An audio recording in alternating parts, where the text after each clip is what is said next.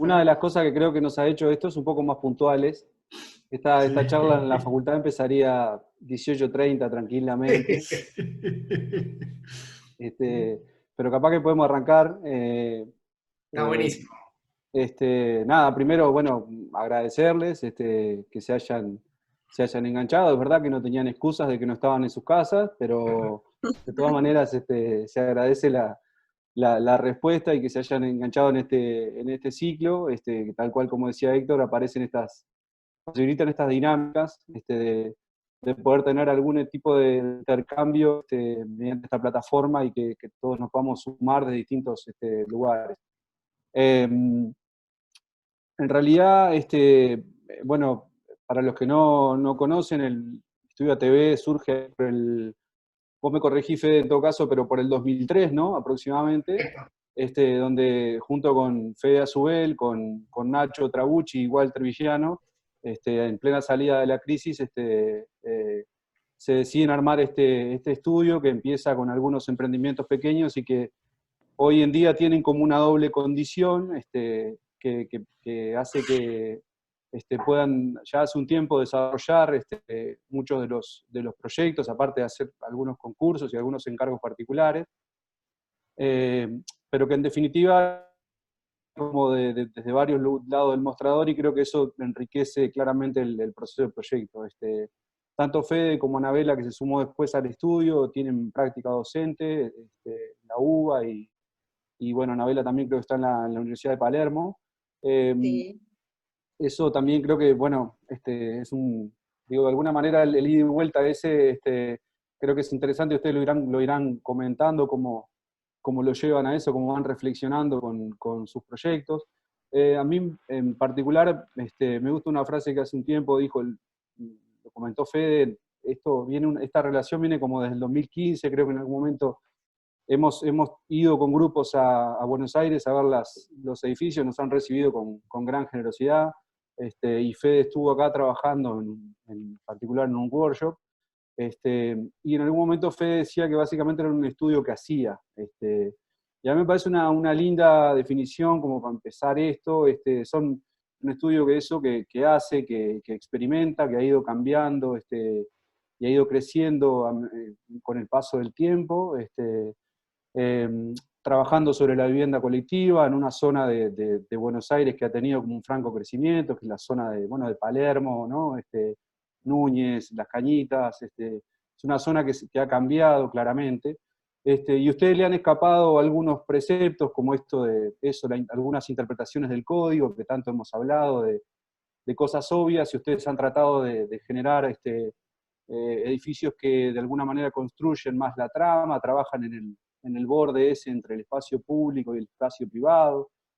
Esta condición de desarrollistas también hace que de alguna manera muchas veces los proyectos se transformen en matrioshkas, ¿no? Porque en realidad le venden a gente que invierte con ustedes o que se va a vivir ahí efectivamente, entonces aparecen proyectos adentro de proyectos todo el tiempo, este, lo cual me imagino que implica como todo un proceso de proyecto que están desde el minuto cero, este, hasta el minuto en el cual la persona entra y después, ¿no? O sea, entonces hay como un seguimiento que realmente enriquece el proceso de proyecto y a su vez lo complejiza también. Seguramente muchas de estas cosas se traducen en las obstrucciones que ustedes hablan todo el tiempo de eso.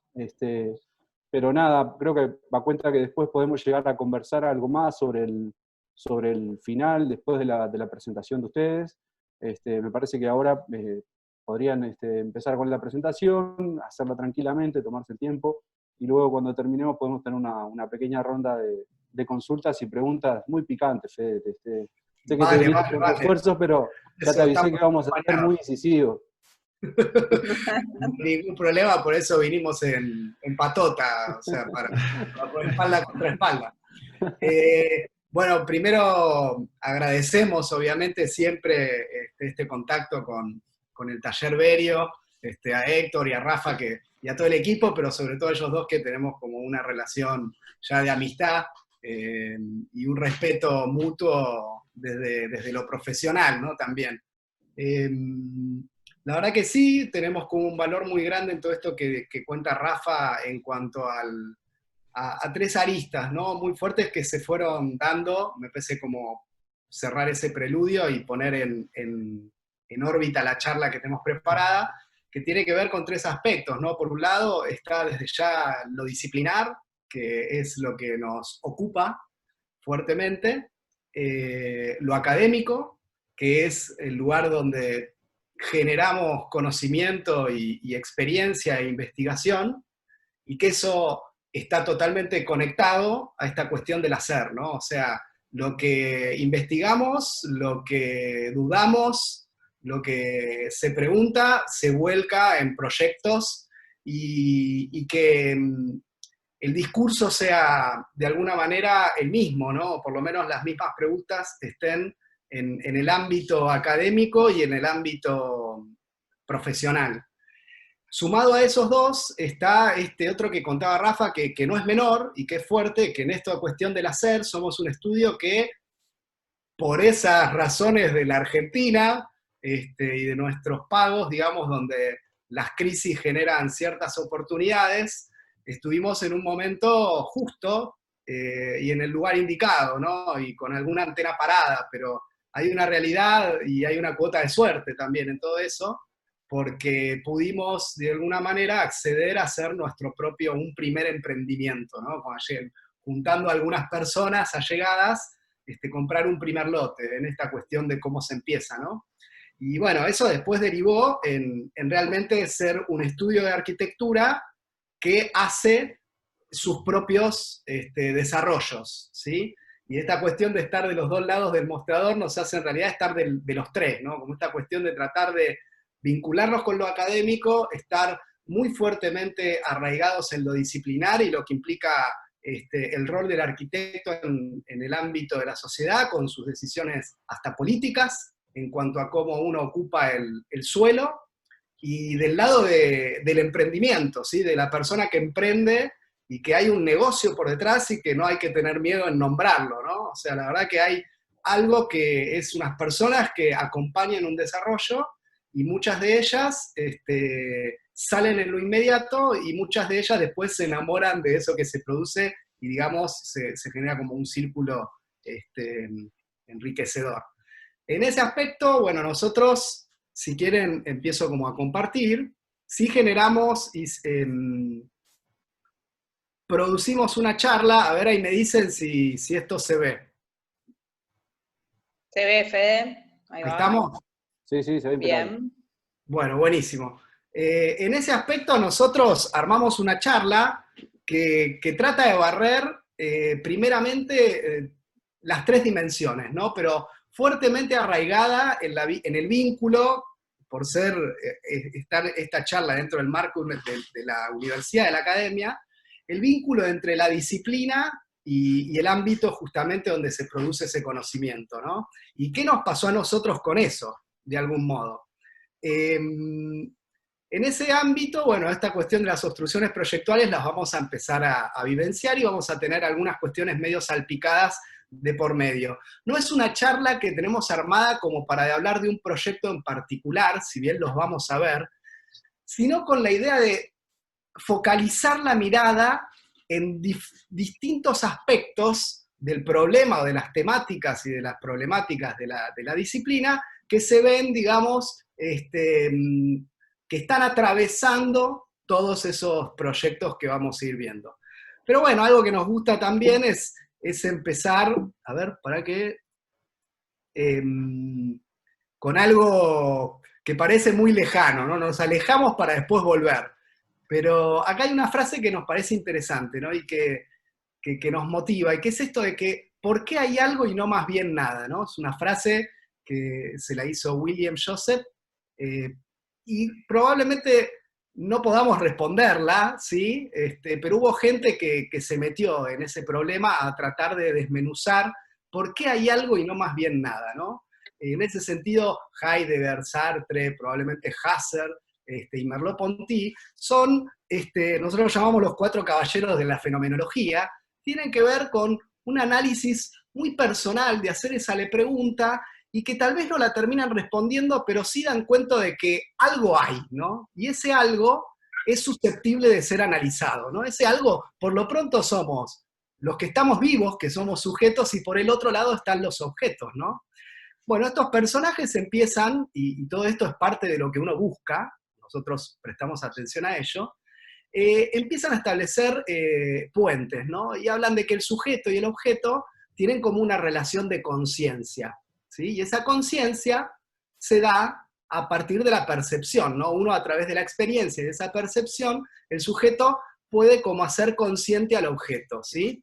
Y esa conciencia se da a partir también de la memoria, ¿no? De lo pasado, de lo que uno vive. Por eso somos todos de alguna manera diferentes, y por eso también tenemos como la mirada o el modo de creación de algún modo atravesado por nuestro pasado. Y por eso mismo, digamos, de algún modo, esa cuestión de la percepción, la conciencia, y eso pasado hace que haya una intencionalidad en cómo nosotros nos relacionamos con lo que nos rodea, ¿no? Eso que nos rodea lo percibimos a partir de las distancias sensoriales, ¿no? ¿Cuáles son las distancias sensoriales? Bueno, son el tacto, el gusto, el olfato, la vista, la audición, y esto viene de fenómenos, ¿no? Y es lo que se aparece, lo que se manifiesta. Todo objeto es perceptible de ser un fenómeno, ¿no? Que es lo que se nos presenta. Y por eso hablamos de que la realidad es perceptible y esa realidad es fenoménica. Por eso hablamos de la fenomenología, ¿no? Y es un término que nosotros, en lo que nos interesa buscar como problemas, es bastante central.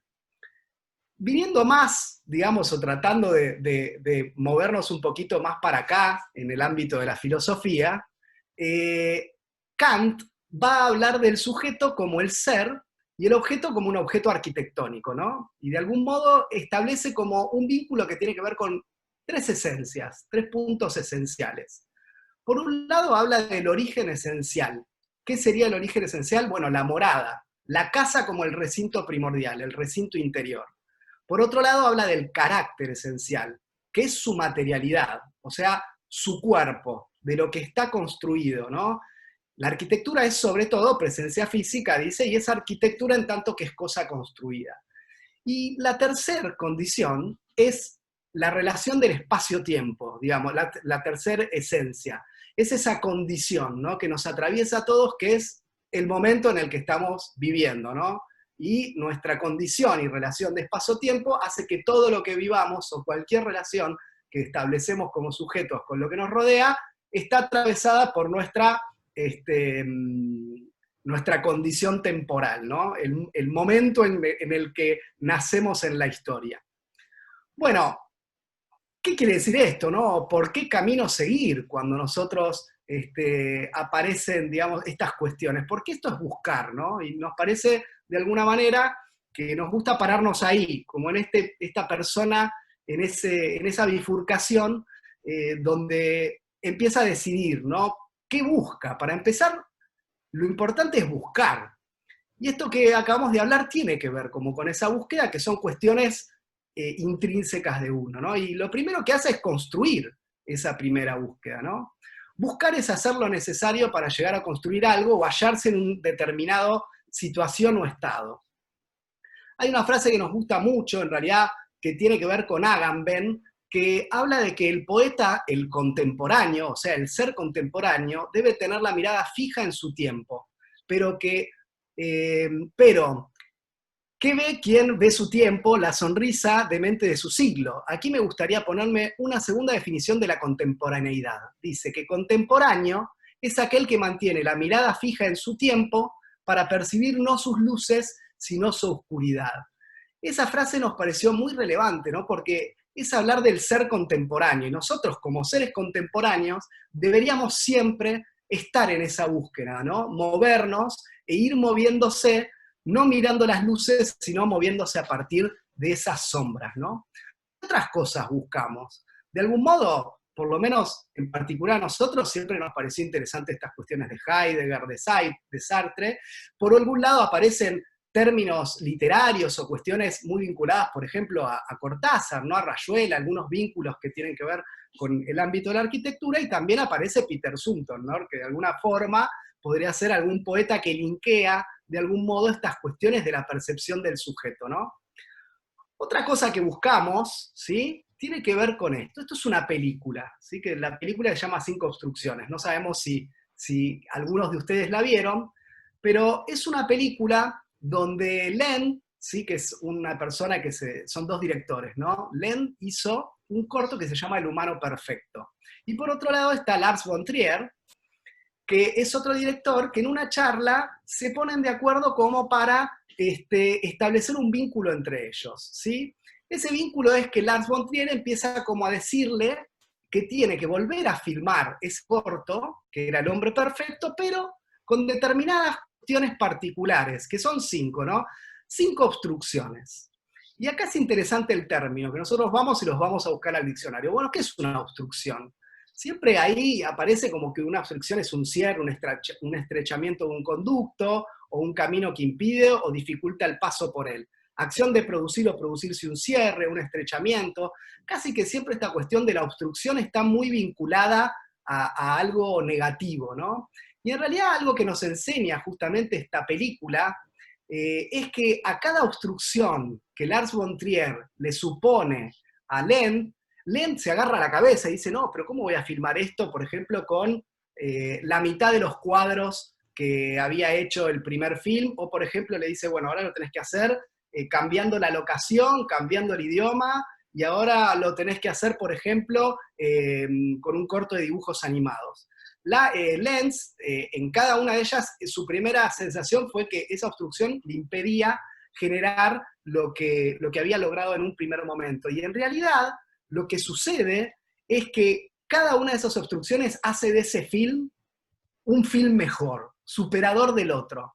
Y entonces Len, digamos, le dice, la verdad que muy interesante este proceso y lo que pude generar, lo que yo hice, ¿no? Y de algún modo Lars von Trier termina como diciéndole, mirá, vos no hiciste nada, en realidad lo hice yo, que fui quien te puso esas obstrucciones. Entonces, es una relación interesante porque de algún modo esas obstrucciones que en un principio parecen negativas, se pueden volver motor de esas búsquedas y está en nosotros que así suceda, ¿no? Bueno, esa película hizo mella en nosotros y es algo de lo que encontramos, ¿no? O sea, puesto en relación con las lógicas de la filosofía, con los libros que nos parecían interesantes y con esta cuestión de las obstrucciones, que eran 5, nosotros nos pusimos nuestras 5 obstrucciones, ¿sí? Por un lado, las obstrucciones disciplinares, que serían las del ser situado, ¿no? Las de nosotros como sujetos en relación a esto que hablábamos de lo objetual, ¿no? ¿Cuáles son? Bueno, por un lado está la tectónica, con su dialéctica entre el material, el proyecto y la técnica, que abordan conceptos de borde, de límite y de transición, que un poco aparecen ahí abajo, ¿no? De algún modo el límite tiene que ver como con esa línea imaginaria que separa dos lugares totalmente diferentes, ¿no? O sea, es un límite, un lugar donde una persona no entra. Otro es el borde es el extremo de una orilla de algo. Ese borde, justamente, a nosotros nos pareció el punto más interesante que tiene que ver con esta cuestión de la tectónica y la dialéctica, que es como una discusión o una oposición entre dos cuestiones, ¿no? El proyecto y el material con el que genero. Ese borde, sí, una persona puede estar parada ahí, pero de alguna manera no reconoce si pertenece a un estado o al otro. Es como cuando uno pone los pies en el agua, ¿no? En el mar, que pone los pies, el mar viene, la ola le barre los pies, e inmediatamente la ola se retira, y hay un segundo, hay un momento, un instante donde esa franja de espacio donde uno está parado no pertenece ni a la arena ni al mar. Bueno, ese es el concepto de borde que nos gusta profundizar. Y por el otro lado están las transiciones, ¿no? Que justamente es el sujeto recorriendo. Trans es ir de un lado al otro y situs colocado. El sujeto recorriendo y experimentando de algún modo estas cuestiones materiales en relación al borde y a los límites precisos. Por el otro está la materialidad, ¿no? Que tiene que ver con diversos sistemas de producción, ¿sí? Esta es otra de las obstrucciones. No es lo mismo el sistema de moldeados, que tienen que ver con el hormigón, con ciertas técnicas, el sistema del montaje, ¿sí? Que tiene que ver con la madera, con el hierro, o del mampuesto, ¿no? Que está más ligado al mamponer un elemento sobre otro. Estos son sistemas de producción que en realidad nos lo ponemos como otra obstrucción, ¿no? Si vamos a trabajar con la materialidad y con un sistema, tenemos que aprender de él y tratar de llevarlo al extremo. Y por otro lado está el uso, ¿no? El uso, que son las formas de habitar, como también, de algún modo, intentamos preguntarnos sobre cuáles serían poner en jaque los modos de habitar de un sujeto en el espacio contemporáneo, ¿no? Bueno, esas son nuestras obstrucciones disciplinares, las que nos ponemos nosotros. Y por otro lado, están estas dos, y ahí conformamos las 5 obstrucciones, que son las condicionales, ¿sí? Que es las del ser situado, pero en nuestra realidad. Hola. Hola. Para Fede, que no, creo que hay alguien con el micrófono prendido y habló ahí, me parece. Ah, bueno, no hay problema. Las obstrucciones condicionales. Por un lado está el contexto, que tiene que ver con esa condición temporal, si quiere, de algún modo habíamos visto al principio, y por el otro está esta condición del entorno, ¿no? El entorno como la realidad. Y que hay diversos entornos. Los entornos son físicos, son históricos, son culturales, que pueden ser justamente con las cuestiones de la forma de habitar, son políticos, que tiene que ver con nuestro modo de planificar la ciudad, y son sociales, que son las formas en que generamos esos vínculos humanos entre las personas en el espacio, ¿no? Bueno, de algún modo, estas obstrucciones disciplinares que nos autopusimos nosotros, ¿no? De algún modo cada uno puede buscar o encontrar las suyas, y estas obstrucciones condicionales, que son estas 5, implican un modo de insertar un proyecto en un entorno determinado. Y esto va a regir nuestra obra, ¿sí? Por lo menos por ahora. Tal vez después cambiemos o estemos justamente en este momento en una transición de nuevas búsquedas en cuanto a ciertas lógicas disciplinares que tienen que ver con el cambio de escala de las obras que uno aborda, ¿no? Pero esto de inserción de un proyecto implica primero insertar, ¿no? ¿Y qué es insertar? Bueno, se me pasa la diapositiva. El insertar es incluir algo dentro de otra cosa, ¿no? Rafael Moneo habla de alguna manera que ese problema de insertar tiene que ver con la inmovilidad sustancial. Dice que la arquitectura pertenece al lugar y que la presencia física de la arquitectura tiene que ver justamente con ese lugar.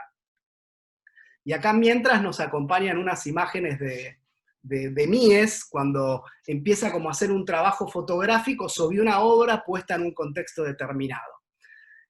Moneo dice que la arquitectura alcanza su verdadero estatus cuando se realiza. El suelo es el que garantiza su condición de objeto. Sin el terreno, sin un específico y único lugar, la arquitectura no existe.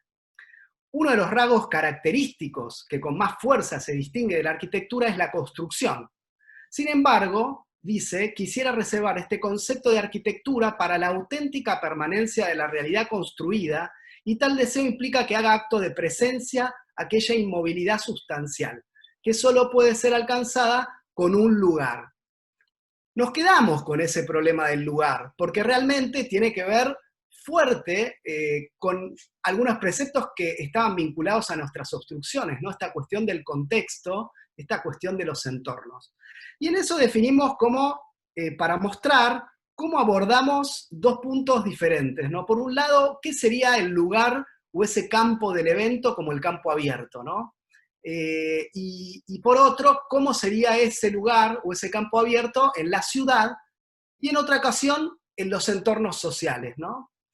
Este primero tiene que ver con el campo abierto. Acá nos pareció interesante mostrar una obra, que es la de Mies, que de algún modo hace un preludio de lo que después puede ser la Casa del Puente de Amancio Williams, donde posa esta cabaña, este resort house, sobre un arroyo, y que de algún modo da cuenta de esa cuestión de cómo posicionar la obra en relación específica al lugar, del cual sin ese lugar esa obra no tiene sentido.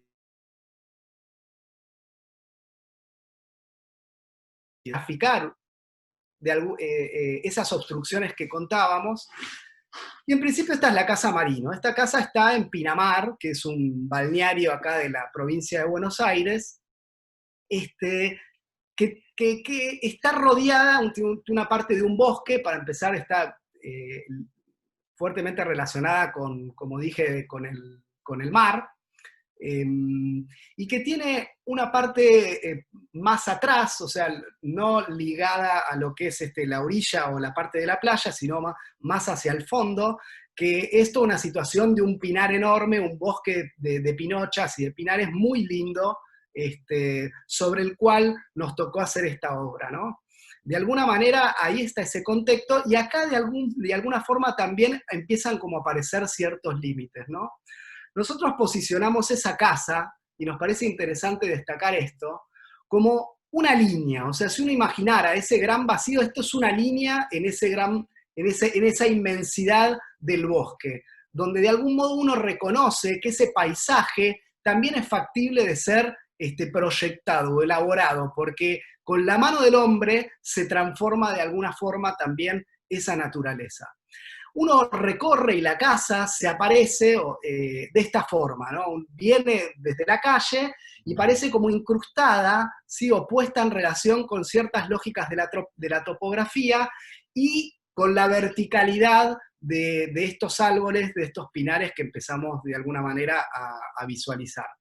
Nos parecía muy relevante, en los términos, si se quiere, de lo que implican todas nuestras obstrucciones iniciales, entender la materialidad, ¿no? Claramente nuestro estudio trabaja con el hormigón, ¿sí? Y esta es una casa que se va a hacer cargo de esa lógica proyectual en cuanto al material, y lo va a tratar de llevar al extremo, que es algo que hacemos todo el tiempo en el estudio, ¿sí?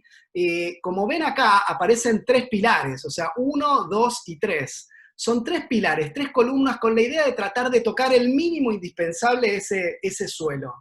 Por lo cual, estos pilares van a ir hasta arriba, van a sacar sus vigas y de algún modo van a suspender la casa. Es decir, las cargas están invertidas a la idea, si se quiere, del Banco de Londres de Amancio, ¿no? De alguna forma que la casa trate de pisar lo mínimo indispensable, pero al mismo tiempo dar su condición de objeto sobre ese territorio, ¿no? Y van a ir acompañando acá al lado imágenes que tienen que ver con esa aproximación, ¿no? Con el sujeto que va recorriendo y aproximándose. Van a ver también, de algún modo, que para nosotros es importante hacer que esta casa sea monomaterial, ¿no? Como que el problema de la estructura o esta cuestión de la tectónica la imponga el material del sistema del moldeado. Y por otro lado, todo lo que son los volúmenes, como pueden ser la cocina o los volúmenes de los baños, todo lo que sean espacios cerrados, van a estar realizados con el sistema de montaje. De algún modo queríamos que no haya ni un ladrillo, ¿no? Es decir, bueno, soy claro que trabajo con 2 sistemas, 2 problemas, el sistema del moldeado y el sistema del montaje. En ese sentido, bueno, uno recorre, aparece sobre este patio, que es el patio de acceso, ¿sí? Que es esta situación, y que de algún modo es un abra en lo que implica toda la inmensidad del territorio, ¿sí? Es un patio, pero que en realidad es una extensión de ese territorio, y que cuando uno ingresa aparece como en este lugar, ¿no? Y que de algún modo implica como reconocer un espacio que es el público, y un espacio que es de huésped, y que después va a subir y va a ir hacia los dormitorios. Pero era muy interesante una pieza que aparece acá que es central, que es esta pieza del mueble. Ese mueble de madera vincula los dos niveles y se pone tangencial al sistema de moldeado, ¿sí? Voy a ir pasando imágenes. La madera tenía que hablar su idioma, con lo cual la guayubira, que es una madera que tiene mucha veta, se pone como de contrapunto justamente con todas las cuestiones que implican como el hormigón. Y como existe esa inmensidad y el hecho de poder suspender la casa o de alguna manera invertir las relaciones tectónicas, implicaba que todo ese vidriado podía abrirse, ¿no? Y ahí aparece el problema del borde, que para nosotros es central en nuestra obra, ¿sí? O sea, cómo poder generar un espacio que de algún modo diera cuenta de que podría como transformarse, ¿no? O sea, cómo todas esas visuales o esas relaciones y ese aire empieza como a ser parte del problema de la vivienda. Y que esta casa, que parece suspendida y que de algún modo cuando se cierra, cuando se abre, parece una casa diferente, también se presenta de esa forma en la medida en que se relaciona con el entorno, ¿no? O sea, para un lado la casa se abre y para el otro la casa se cierra y pone de manifiesto las relaciones materiales, ¿sí? De algún modo también los elementos van a ver que hay un trabajo con la textura, ¿sí? Todo lo que es el hormigón de tabla tiene que ver con la semántica de lo que el proyecto quiere contar. La tabla vertical es portante y la tabla horizontal quiere decir que es un sistema de transición. Y por otro lado, empezar a jugar justamente con los problemas del peso, ¿no? Cómo de alguna manera uno puede como generar esa dicotomía. Y esto era lo que nos interesaba, ¿no? Generar un lugar totalmente abierto, posible de ser cerrado, y que la pregunta de las personas que habitan o del ser en ese espacio situado sea, bueno, ¿a dónde termina mi vivienda, no? ¿Cuál es la relación y cómo de alguna manera el paisaje empieza como a enmarcarse o a contenerme y al mismo tiempo a presentármelo de alguna forma? Y acá nos parecía interesante retomar cuestiones anteriores, ¿no? Como esta necesidad de la continuidad del parque, o el escrito de Cortázar de La noche boca arriba, ¿no? Porque uno está en ese lugar con todas las ventanas abiertas y realmente no sabe si está en el borde o está dentro de la casa. Este es ese lugar de orilla, ese separarse en ese instante donde el agua moja, pero al mismo tiempo se va, ¿no? Y Cortázar, de alguna manera, para nosotros está presente en esta casa, ¿no? Es ese pajarito que está totalmente desorientado, ¿no? Y que aparece en el interior de la vivienda porque siente, de alguna forma, que es parte de ese paisaje. Al mismo tiempo hay cuestiones de uso, ¿no? Porque uno ese cerramiento lo puede dividir, lo puede mover de acuerdo a cuestiones que tienen que ver con el asoleamiento, y por otro lado empieza como la promenade, ¿no? El ser que circula y que de algún modo la propia arquitectura empieza como a permitirle visualizar o mirar o llevar la mirada hacia determinados puntos que a nosotros nos parecían relevantes, ¿no? Van a aparecer los dibujos, que para nosotros es muy importante, ¿no? El dibujo tiene que demostrar justamente esa materialidad, no puede hacerse el distraído en que el modo de representar está totalmente ligado al modo en que uno piensa y el modo en que uno lo construye, ¿no? Cuando uno sube, se le presenta esto que le contaba, ¿no? O sea, son todos elementos que se generan con el sistema de montaje prefabricados, ¿sí? Y que contienen los espacios de guardado, pero no hay más. Esta casa es hormigón y 2 volúmenes, ¿sí? Y que en la medida que uno recorre ese pasillo y que visualiza, digamos, el exterior hacia el otro lado, tiene la posibilidad de encontrar esa totalidad o de algún modo vincularse con cada uno de los ambientes, ¿no?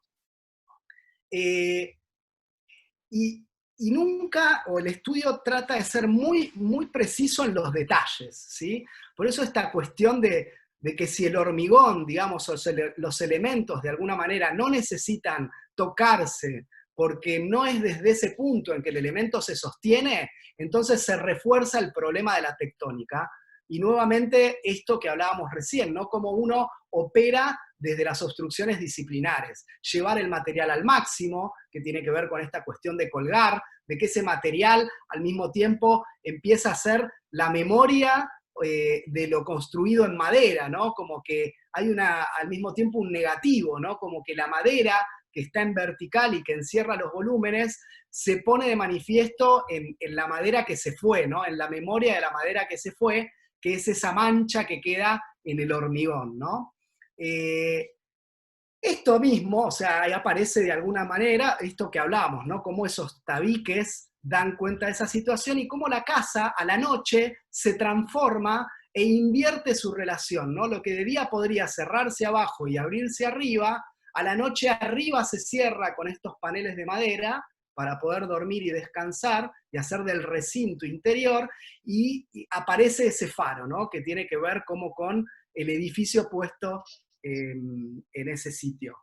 Otra casa que hicimos es la casa CD, que de algún modo también nos vinieron a buscar. El cliente dijo, me encanta, quiero una casa como la de Pinamar, pero la condición era que era en un barrio cerrado, pero con una relación que se ve ahí, ¿no? Que tiene que ver como con una bahía, y que nuestra preocupación o una posición interesante tenía que ver primero con entender las atmósferas, ¿no? Y acá aparece nuevamente Sunto en el problema del proyecto. Lo que en un principio para nosotros se asemejaba a esta cuestión de que la estructura, o que una vivienda en el campo abierto, como era la de Pinamar, es una línea, ¿sí?, en esa inmensidad, creíamos que en la vivienda, en un contexto de un barrio cerrado, tenía que generar su propia interioridad. Entonces esta vivienda va a tener un patio, ¿sí?, un abrazar, un espacio exterior para poder a partir de ahí generar todas sus relaciones espaciales y de uso. Pero claramente siguen de manifiesto nuestros problemas, y eso es lo que nos interesa, que cada uno de ustedes de algún modo pueda establecer problemas que trasciendan el proyecto que les toca en ese momento y que vinculen la obra como un problema en el tiempo, ¿no? Esta casa vuelve a hacerse un montón de las preguntas que veíamos recién con el tema del material, pero va a tratar de trabajar el material de la madera como un material también que pueda generar otro tipo de situaciones. Por ejemplo, estructurales, en cuanto a cubiertas, en cuanto a otros paneles, otro modo de operar la relación entre diversas materialidades. Y acá aparece, ¿no? De algún modo, la vivienda se entra por acá, tiene un frente más ciego, ¿sí? Una pieza claramente separable, que es una pieza para, como es un playroom, la parte del estar, un lugar de la cocina y un patio, ¿no? Este patio va a empezar a transformarse y después veremos algunas cuestiones proyectuales que nos interesa establecer. Pero esa sensación de querer estar en este lugar y que ese lugar se abra y se ponga en relación con todo ese contexto, para nosotros era importante porque sostiene el problema del borde, pero al mismo tiempo nos interesaba que empiece a hacer relaciones hacia el interior, ¿no? Entonces ese patio, cuando uno sube, ¿sí?, y llega a la planta alta, va a dividir a la inversa, va a generar la suite o la parte que los habitantes querían separada de los hijos, y va a establecer la pieza de los hijos vinculada y al mismo tiempo no por ese vacío. En ese sentido, vuelven a aparecer estos problemas, porque las carpinterías también se abren totalmente, ¿sí? Y de algún modo esa exterioridad vuelve a meterse adentro de la vivienda y a establecer estos vínculos, ¿no? Como que los elementos pesen y que la estructura es la que conforma la espacialidad. O sea, ese es el problema de la tectónica, ¿no? Todos los elementos que estamos viendo que tienen que ver con el problema de la estructura, en realidad es la estructura arquitectónica que define el espacio, ¿sí? Si uno quisiera hacer esto con otro sistema, como la madera, el montaje o el mampuesto, este espacio debería ser totalmente otro, ¿no? Esto es posible tanto y en cuanto uno esté siendo consciente del material con el que opera. Y acá están las condiciones de borde, de patio, acá aparece obviamente también capaz cuestiones de la Tourette, ¿no? El hecho de empezar que ese patio se rompe y que tiene como una entrada desde uno de los extremos y que después se extrude o sale esa cuestión del aire por otro, ¿no? Y que estas visuales cruzadas donde yo subo, pego la vuelta, veo un patio, pero vuelvo a ver mi casa, pero después veo la laguna, empiezan a establecer estos filtros de límites, pero que en realidad parece un borde, ¿no? No se entiende, o por lo menos es nuestra intención, tratar de transgredir las relaciones del sujeto con la obra que recorre, ¿no? Que es esas transiciones, ¿no? La persona que recorre y que de algún modo no puede reconocer o establecer realmente si está fuera o está dentro o está al mismo tiempo en esos dos lugares, ¿no? Y eso se da a partir de este espacio, ¿no? Fíjense que de algún modo este elemento que es esa escalera empieza a ser un tajo en la relación entre lo que realmente es tectónico y lo que empieza a ser los elementos de cierre, ¿no? Que apoyan nuevamente en ese sistema de estructura. Pero este tajo es parte de ese patio y al mismo tiempo es lo que me lleva a otra dimensión, que es justamente lo que pasa arriba. Y esa situación de ir subiendo la escalera en un lugar finito o bajándola y encontrar la focalización o el punto de foco que parece como llevarme hacia la laguna, ¿no? En este espacio, y que de algún modo cuando pego la vuelta el patio se me abre y vuelvo a ver mi vivienda. Esta es la suite y nos parece interesante hablar también de lo que uno hace con esa arquitectura, porque de algún modo esta pieza que cuelga y que de alguna manera auspicia de parasol también es un paravistas, porque acá arriba uno podía tener una relación sobre el acceso al barrio.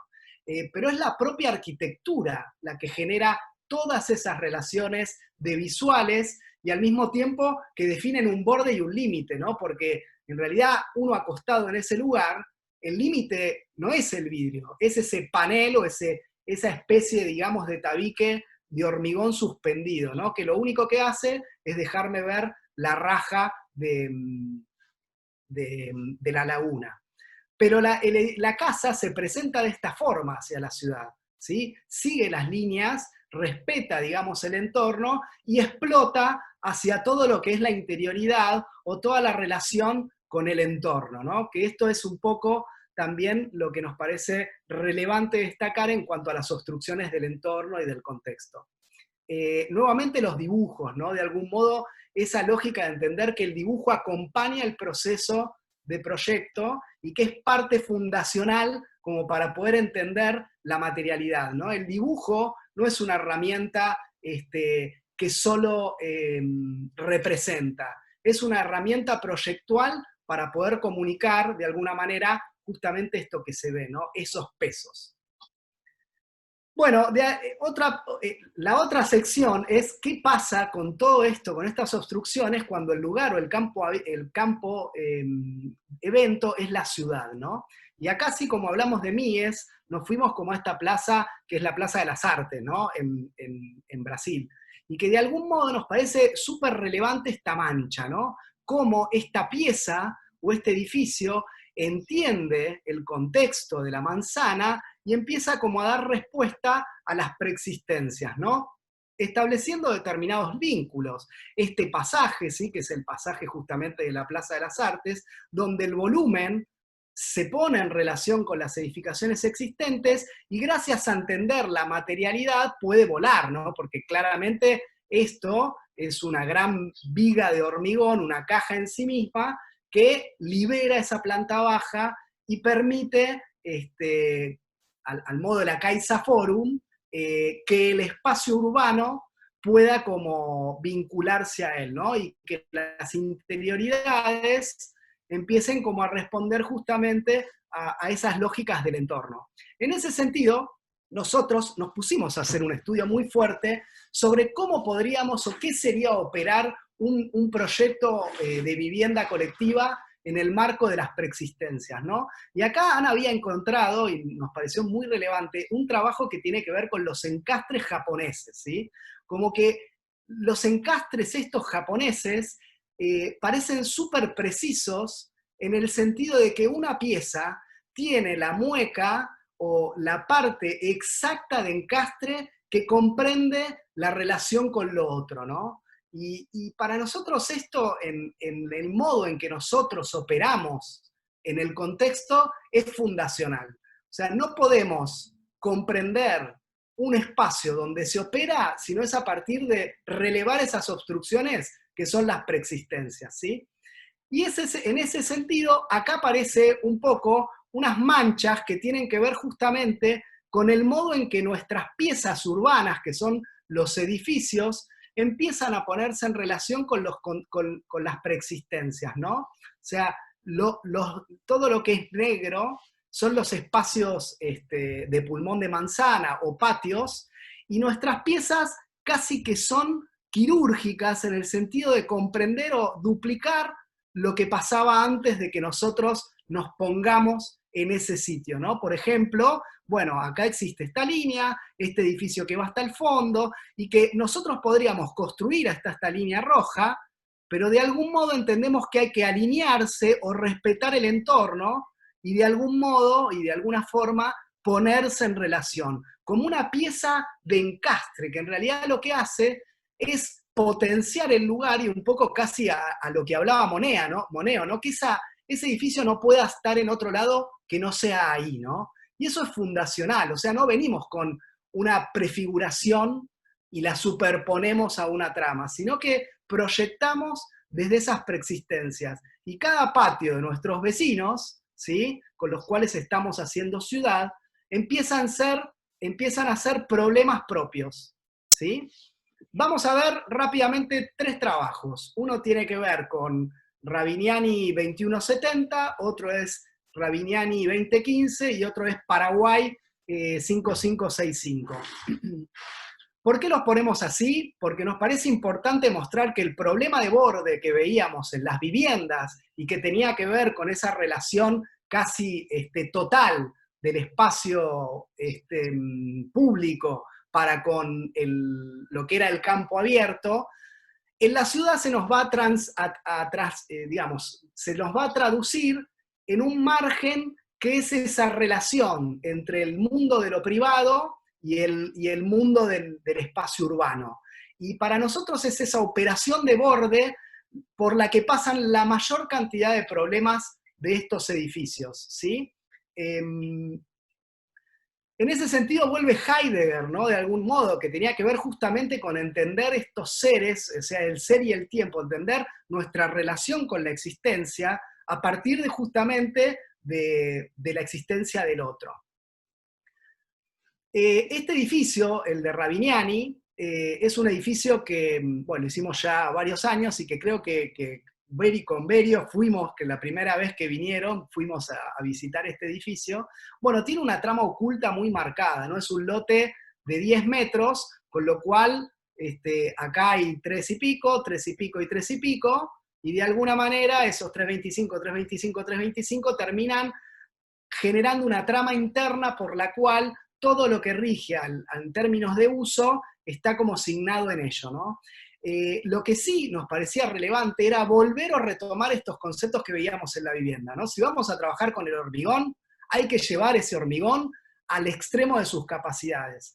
Entonces, todo lo que son las losas de los espacios que conforman las exterioridades o ese borde, son piezas que cuelgan, ¿sí?, a partir de tensores de estas vigas que definen el límite de ese borde y que llevan las cargas hacia los extremos, de algún modo como armando un sistema en sí mismo, ¿sí?, que tiene que ver como con esto, ¿no?, con entender que esta ménsula es una ménsula que se pone en relación con la estructura interna, y que esa ménsula al mismo tiempo es un uso dentro de la vivienda.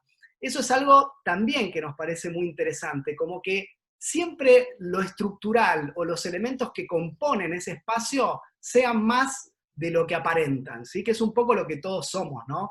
En realidad siempre somos más de lo que mostramos, y nos parecía interesante que el banco, digamos, es la viga, o sea, la viga en realidad es parte del banco, la ménsula es una mesada, y que al mismo tiempo esa mesada es parte de lo que sostiene el mueble, y el mueble se pone en relación a la estructura, y que todo el volumen que tiene que ver con los baños, casi una analogía al de la casa, define la totalidad de esa espacialidad, ¿no? Y esta cuestión, ¿no?, de entender como en la interioridad, que el límite puede ser el vidrio, pero la situación mía se expande hacia ese lugar de las vigas, ¿no? Como que ese borde es mío, está dentro, es el modo de captar el espacio externo y meterlo adentro de la vivienda, ¿sí? Este proyecto va a tener casas, digamos, unidades en una sola planta, de 2 ambientes, de 45 metros, y lo mismo de 48 metros en dúplex. Y justamente por eso nos parecía relevante armar un elemento que se separe del frente, para tratar de que en esa separación uno de cualquiera de los ambientes, ya sea desde el dormitorio o desde el living, tenga la totalidad del ancho de su unidad, ¿no?, que serían en este caso 7 metros, porque es 3 y pico por 3 y pico, 6 y pico. Nos parecía muy importante, porque es el modo en que nos afrontamos a ese otro punto de las obstrucciones que tiene que ver con el uso. Y acá da cuenta también de qué elementos son portantes y qué elementos son de transición. La viga es una viga, perdón, la ménsula, esta viga, es una viga que está hecha con tabla, y los elementos columna o las vigas interiores están generadas con fenólico, ¿no? Hay un mensaje en cómo estos elementos no solo son de una misma materialidad, sino que además cuentan cómo y cuáles transitan o conllevan las cargas de unos a otras. Arriba hay una vivienda única, que es algo que nos empezó a suceder, que estos habitantes, que en un momento eran inversores, pero después piden su propia casa, ¿no? Y para nosotros era importante que siempre siga como con esa misma lógica. Entonces ese mueble que veíamos que de alguna manera divide la posibilidad de vivencia dentro de estos ambientes, se va a ir a una medianera, va a recorrer la totalidad de la vivienda, pero de alguna forma todas esas cuestiones de peso, de puesta en relación en cuanto a los elementos tectónicos, sigue presente, ¿no? Tanto es así que la parte del estacionamiento también tiene o da cuenta de esa grilla y pone de manifiesto el problema de la estructura, ¿no? Esta es la pileta propia de esa vivienda y es este volumen que queda ahí colgando, que la persona sube, hace una transición y llega hasta arriba y tiene como esta cuestión, ¿no? La vista larga. Bueno, esos problemas van a continuar, ¿sí? En este edificio, que es Ravignani 2015, los problemas del borde persisten, ¿sí? Este es un edificio que va a tener unidades o viviendas de 2 ambientes, de 3 ambientes y unas casas arriba, que nosotros llamamos medio casas en altura, con las mismas lógicas o los mismos problemas. Pero en esta claramente vieron que aparece como otra pieza, ¿no? Como una cáscara, que nos interesaba que esta cáscara o esta pieza termine como abrazando a todo el sistema tectónico y que de algún modo no dé cuenta de por dónde se pone de relación o que de alguna manera amplifica el problema estructural a partir de lo que abraza, ¿no? De estas piezas internas. Como ven también, hay una parte que se toca. Este es un edificio que por la condición, digamos, que casi está en esquina, nos permite construir desde la otra calle una parte, ¿no? Que nosotros lo llamamos línea de frente interno. La línea de frente interno viene por acá y viene por acá. Entonces éramos conscientes de que teníamos que de algún modo ponernos en relación con los vecinos y tratar de que ese contacto sea el contacto que el vecino necesita para poder cerrar una manzana de ciudad contemporánea, ¿sí? Y eso es lo que se va a ver acá, ¿vieron el edificio? Este es el contrafrente, pero de alguna forma, esta pieza que parece como empujada para atrás, es la que acaba de ir a contactar ese edificio que forma parte de nuestras preexistencias.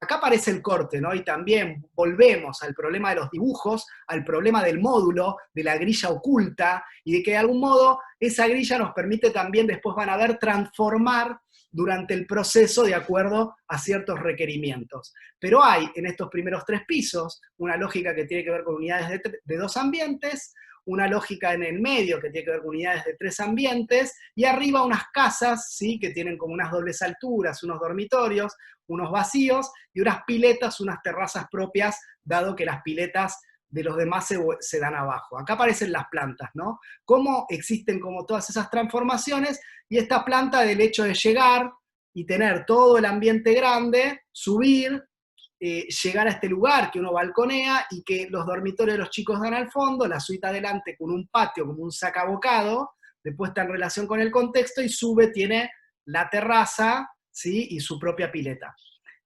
Pero es importante marcar esto, nuevamente el borde, ¿sí? Y que todos los elementos que conforman el borde, que tienen que ver con la baranda, en realidad son elementos estructurales y que ninguno de ellos se puede ir porque todo esto se desarma de algún modo.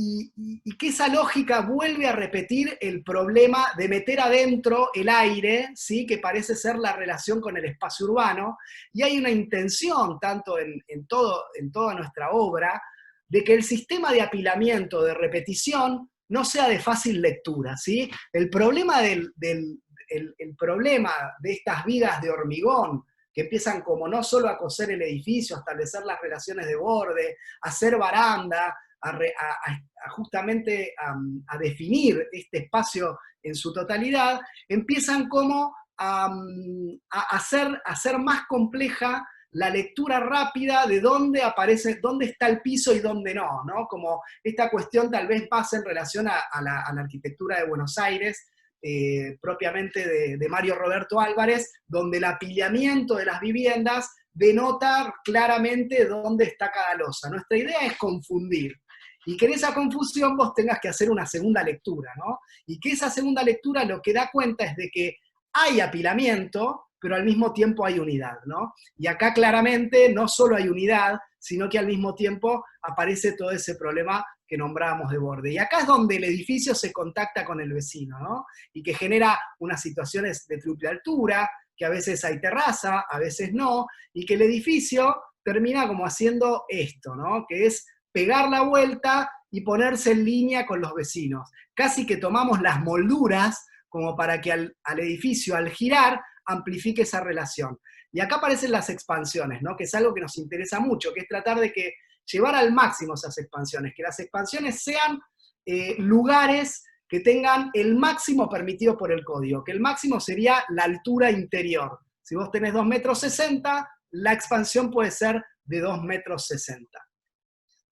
Acá aparece la vivienda, la casa esta que hablábamos arriba, que tiene mucho que ver con el problema de las viviendas que veíamos unifamiliares, ¿no? Entonces, cómo uno opera con los mismos problemas. Aparece el sistema del montaje, aparece el sistema del hormigón, digamos, del moldeado, y todas las relaciones espaciales que nos parecían interesantes llevadas a la vivienda colectiva, ¿no? Y que este mirador, de alguna manera, en lugar de hacer la doble altura al frente, nos pareció interesante meterla para adentro a partir de un patio, ¿sí? Que aparece un patio en doble altura, para no solo tener varias perspectivas de tu propia vivienda, sino armar que el lucernario profundo, la luz le llegue de modo más directo, ¿no? Nuevamente, si la estructura de la escalera no necesita el contacto no va a existir, y que cuando vos subís, balconeás y vas viendo y te vas relacionando en todo lo que tiene que ver esta cuestión de las transiciones, ¿no? Transitu, el ser colocado. Y esta suite que tiene como esta cuestión del sacabocado y que pone o enmarca el contexto de ciudad.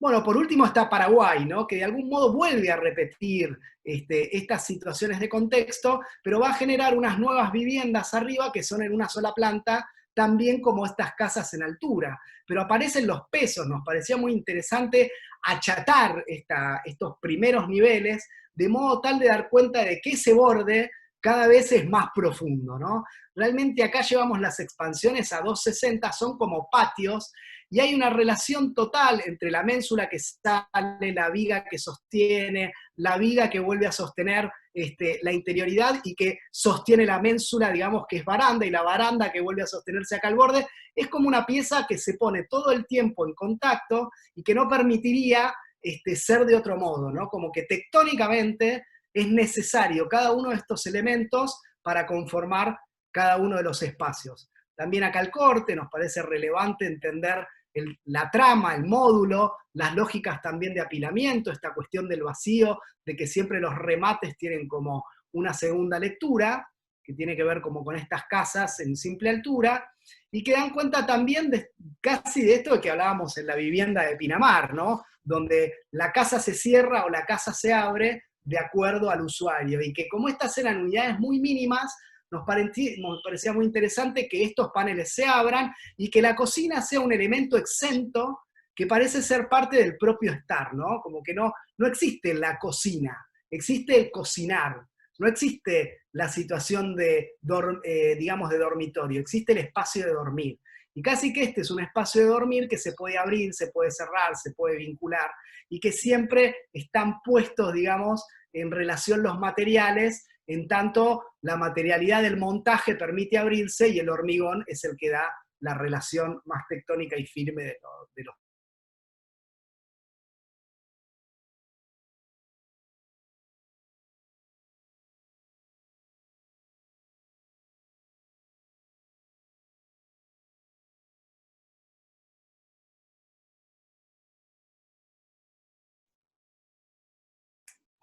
¿Te colgaste, Fede?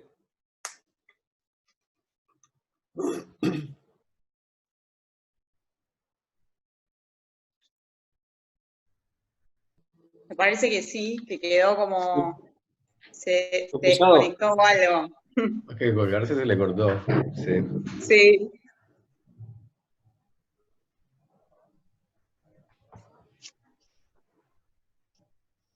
Efectivamente, sí.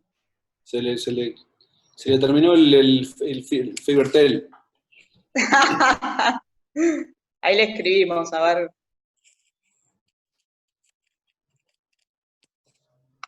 Sigo hablando solo, ¿eh?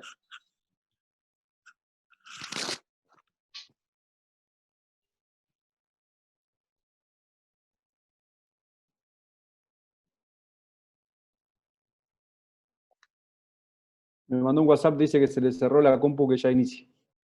Ah, bueno, bueno. Bueno, lo esperamos porque de todos modos necesitamos las imágenes. ¿Tu parte la tiene Fede también? Sí.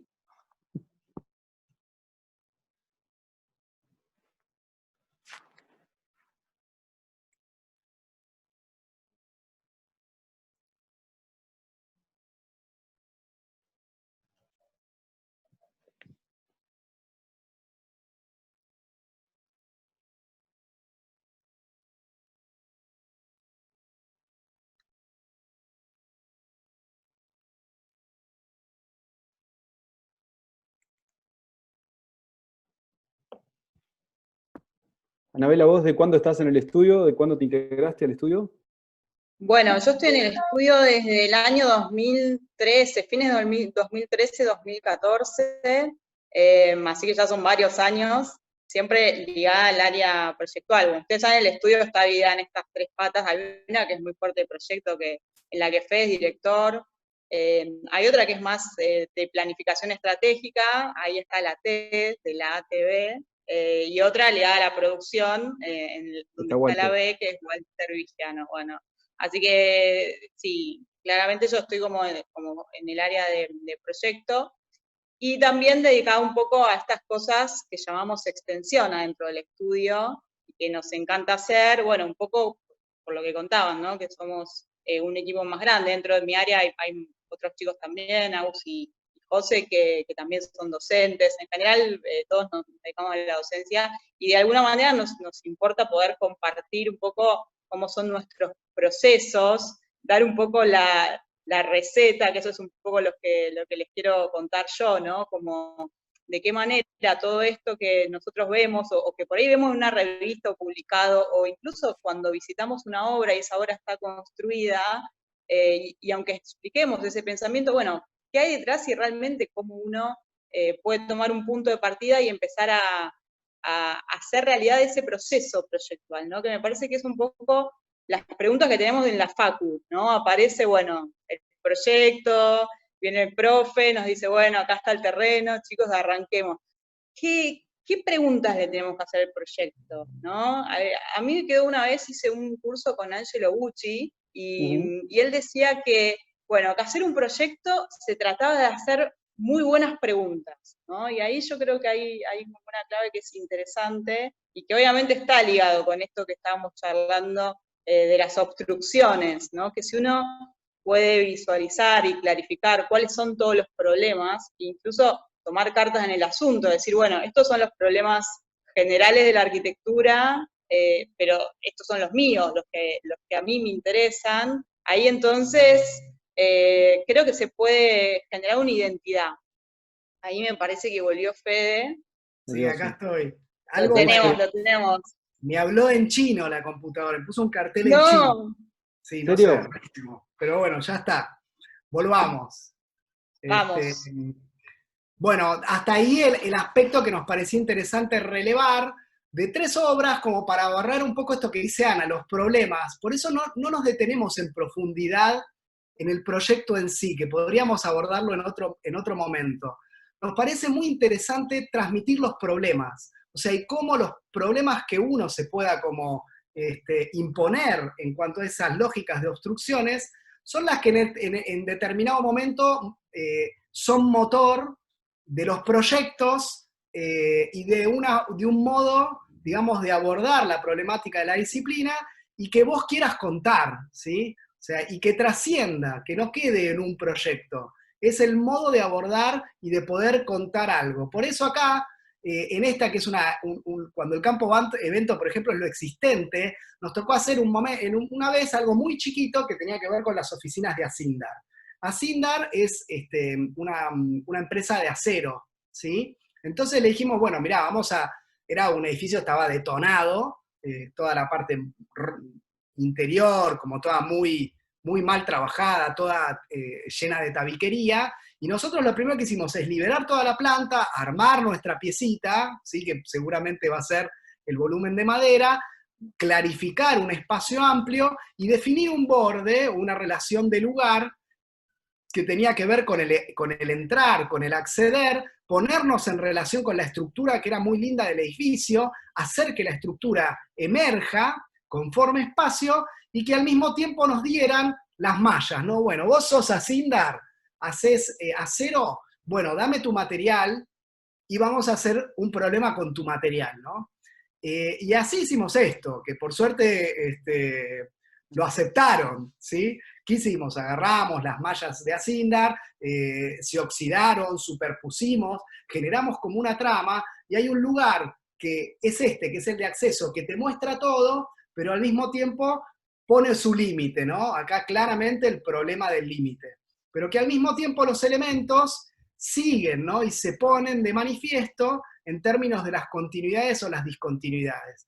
¿Y qué hicimos? El techo, que era una cubierta, digamos, suspendida y que iba por debajo de lo que eran las vigas, nosotros lo subimos para que todas esas vigas se vean, generen una situación particular en el espacio y sean los que nos permiten dividir las oficinas más particulares, ¿no? Como que a cada viga le corresponde un módulo de mobiliario, y que entre módulo de mobiliario, nueva viga y módulo de mobiliario, bueno, aparecen esas oficinas que son las más privadas, el espacio de trabajo y el mueble que es de uso, digamos, el uso de los servicios, que vos le pegás la vuelta, como veíamos, digamos, de alguna manera en la planta. Nuevamente, nos parece interesante, bueno, esos problemas que te pueden resolver una vivienda en un lugar único, o que pueden, digamos, interponerse al problema de la generación de la ciudad, también están en algo mínimo, porque en todo hay arquitectura, en todo lo podemos abordar desde los mismos aspectos y desde nuestras mismas obstrucciones. Ana.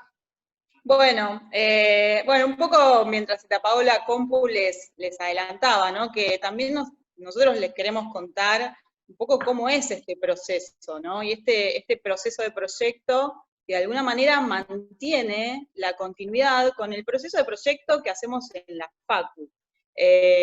Lo que vamos a hacer ahora es hacer un recorrido por unas obras que acabamos de ver, o sea, ya las vieron, pero le vamos a poner un nuevo filtro, ¿no? Es tratar de entender cuáles son de estas obstrucciones las más destacables, o cuáles son las preguntas que nos hicimos, o por lo menos cuáles fueron las más relevantes. Recién decíamos estas obstrucciones, las llamamos que hablaba de la utilitas, firmitas y venustas, de alguna manera, esta cuestión arma un conjunto de elementos que nos dice que la arquitectura se trata de conjugar muy bien todas estas variables. Como si fuera música y uno ecualiza, bueno, subo más los agudos, bajo los graves, o una receta de cocina en donde hay más de un ingrediente y menos de otro. La cuestión es que todos los ingredientes tienen que estar, no puede faltar ninguno. En esta casa, nosotros lo que nos planteamos primero, si tuviéramos que decir, bueno, ¿cuáles fueron las preguntas? Voy a hablar de las del entorno, ¿no? Que me parece que son las más fuertes, además, digamos, de todo lo que contó Fede en relación a la situación del material y de la estructura. Bueno, la casa, como habían visto, este lote tiene como una panza, está rodeado de agua, y una de estas preguntas fue, bueno, ¿a dónde plantamos la bandera? ¿No? La casa, y ahí lo muestra un poco la maqueta, lo que hace es estirar el brazo, es como esa sensación de cuando uno se sienta en la orilla y moja los piecitos y entonces está como casi metido dentro del agua, y esa pileta flotando lo que intenta decir es, bueno, vinculo el agua pública con el agua privada y entonces puedo vivir este entorno casi como estando en él, ¿no? Sí, un poco esto como le pasa al pajarito, no sé si estoy adentro, no sé si estoy afuera, es como que todo este lugar es mío. Y en ese sentido, entendiendo que esto es un barrio privado, la cuestión de la expansión o de ese lugar que veíamos en la vivienda en la ciudad, ¿no? la expansión que se va al borde, porque es el mejor lugar para que esa expansión suceda, y se comunique con el espacio urbano. Digo, espacio urbano llamamos a la calle o llamamos a un pulmón. El borde siempre tiende a irse hacia afuera. En cambio, en este lugar, en esta pregunta de cómo puedo vivir en este lugar o mirar y contemplar este paisaje, pero no ser visto, nos llevó a meter el patio adentro, como contó Fede hace un ratito. Pero bueno, ¿qué es meter el patio adentro? No es simplemente, bueno, agarro un prisma y le logrado con un vacío, sino que nos llevó a un estudio como bastante más profundo, para el cual hicimos muchas maquetas, ¿no? Creo que fueron como 10, 11 maquetas, las íbamos etiquetando, y ahí un poco se puede ver ese proceso en esos dibujitos que tienen, son esquemitas, que iban cambiando el vacío del lugar, ¿no? Aunque no nos convenciera, decíamos, bueno, ¿qué pasa si el vacío está acá? ¿Qué pasa si cambia allá? ¿Qué pasa si lo cruzamos con un puente y el vacío es doble? Y en un momento nos dimos cuenta que la mejor situación de vacío era esta, que bueno, terminó siendo, que tenía que ver con dos piezas C, si quieren, hechas de espejo, encastradas una arriba de otra, que nos permitía generar este patio tridimensional en donde este espacio un poco jugaba hacia el campo de afuera y se volvía vertical, iba a buscar el cielo. Entonces ese aire se volvía 3D gracias a la posición o al molde que la propia casa le estaba haciendo, ¿no? Después, en esta obra, que bueno, también acabamos de ver, yo creo que si fuéramos a las preguntas, me parece que acá la pregunta está puesta en la cuestión del material, y un poco Fede habló, ¿no?, de esta envolvente gris que ustedes ven. Acá estamos en un lote urbano, es un lote de doble frente, está casi llegando a la esquina, y hay un diálogo entre dos cosas. Seguramente ustedes habrán escuchado hablar de Semper, quien de alguna manera definió lo estereotómico y lo tectónico, y lo estereotómico lo ligaba a la idea de, en las arquitecturas primitivas, de la cueva en donde se puede horadar, y esa horadación genera un espacio habitable. De hecho, del latín estereotómico significa cortar el sólido, ¿no? Entonces acá hay un diálogo entre esta pieza que es estereotómica y otra que es tectónica, y tectónica nuevamente en estos términos que marca Semper, y si volvemos a las arquitecturas primitivas, lo liga con la cabaña caribeña, que tiene que ver con la madera, ¿no?, con el anudar una pieza con otra, y donde lo importante de todo esto es el vínculo entre una y otra. Entonces, de hecho, Arquitecton es como maestro de los carpinteros, vuelve un poco a la madera. Cuando tenemos que pensar dentro del estudio, dentro de un proceso de proyecto, ¿cómo hacemos cuando tenemos planteado una idea, un sistema? En general lo que hacemos desde la maqueta, al igual que hacemos en la Facu, es generar un recorte de eso, y hacer de eso un estudio, ¿no? Es como generar un tema de trabajo nuevamente inventado, autoimpuesto, y que se pone de manifiesto. Entonces esa maquetita justamente mostraba este espacio, que es casi el lugar más significativo de la obra, porque ese es el lugar en donde se juntan estas dos cuestiones, ¿no?, de lo tectónico y de lo estereotómico, en estos términos de Semper, pero que en realidad es esta pieza gris que envuelve, y la otra que es envuelta, ¿no?, y que tiene que ver con toda esta trama de vigas que se va vinculando, y que operan como en el apilamiento de la madera, ¿no?, como poder entender cuál es el vínculo. Y de alguna manera esto lo estudiamos otra vez, generando un recorte, apilando estos elementos, que nos van a definir un lenguaje, y ese es el lenguaje que va a ser el lenguaje expresivo de la obra.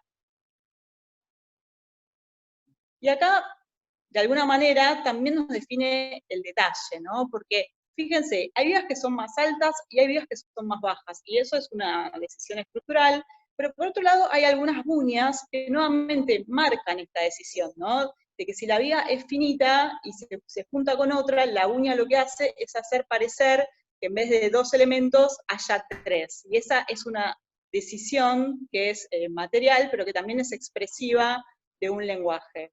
Esta obra creo que es una de las últimas obras del estudio de Simple Frente, ¿no?, pues es un lote muy chiquitito, de 779, está a mitad de manzana, y acá también decíamos, bueno, ¿cuál es el tema del proyecto? Es un lote que a su vez es un enrase, quiere decir que el edificio empata con otros dos vecinos, y el código entonces nos libera metros, porque la ocupación de la planta es casi total, está muy densificada, y entonces nos lleva a pensar que el balcón lo sacamos para afuera en vez de meterlo para adentro como hacemos siempre.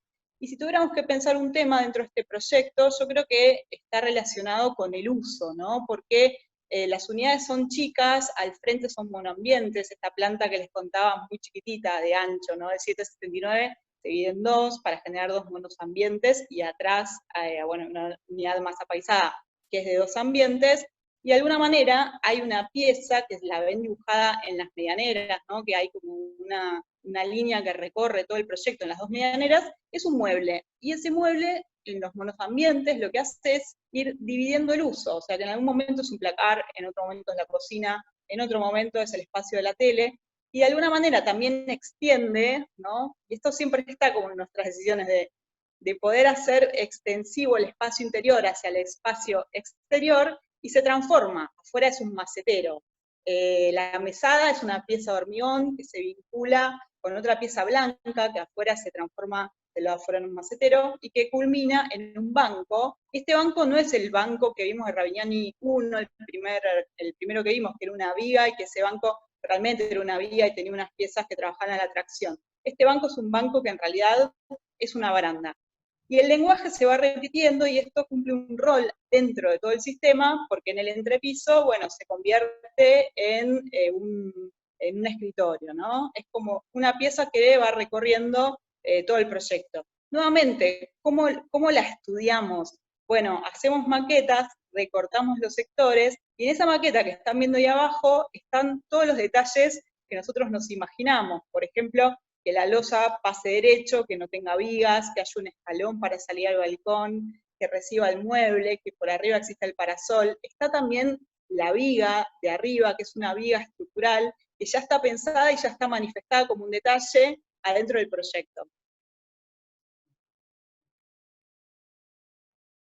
Bueno, y por último, les mostramos esta obra que en realidad no la vimos recién, pero sí la visitamos cuando vinieron la última vez a Buenos Aires. Espero que puedan volver pronto y nosotros también podamos ir a visitarlos en vivo, pero sí la recorrimos, bueno, ahora está casi terminada.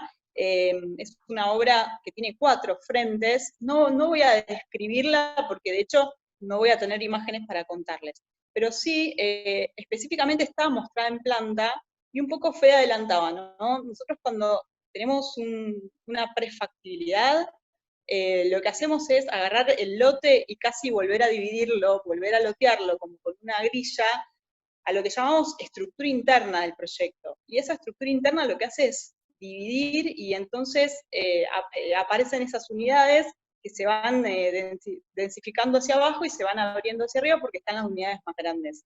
Dentro de esto aparecen habitantes, y los habitantes muchas veces, justamente, y sobre todo en este edificio, que es un poco más grande de los otros que habíamos visto, lo que quieren es por ahí hacerse su propia casa, ¿no? Entonces casi que el edificio oficia de ciudad, y que estas casas empiezan a estar apiladas, ¿no? Unas arriba de otras, o unas al lado de otras, adentro de un contenedor que es el edificio. Entonces, para nosotros, este habitante se vuelve a convertir en una obstrucción, ¿no? Vuelve a ser un dato que reinsertamos en el proyecto y que de alguna manera esta trama puede sostener.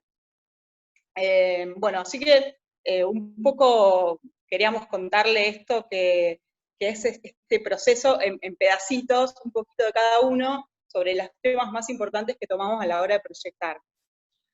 Ahora como cerrando, digamos, de algún modo, después podemos como retomar eso.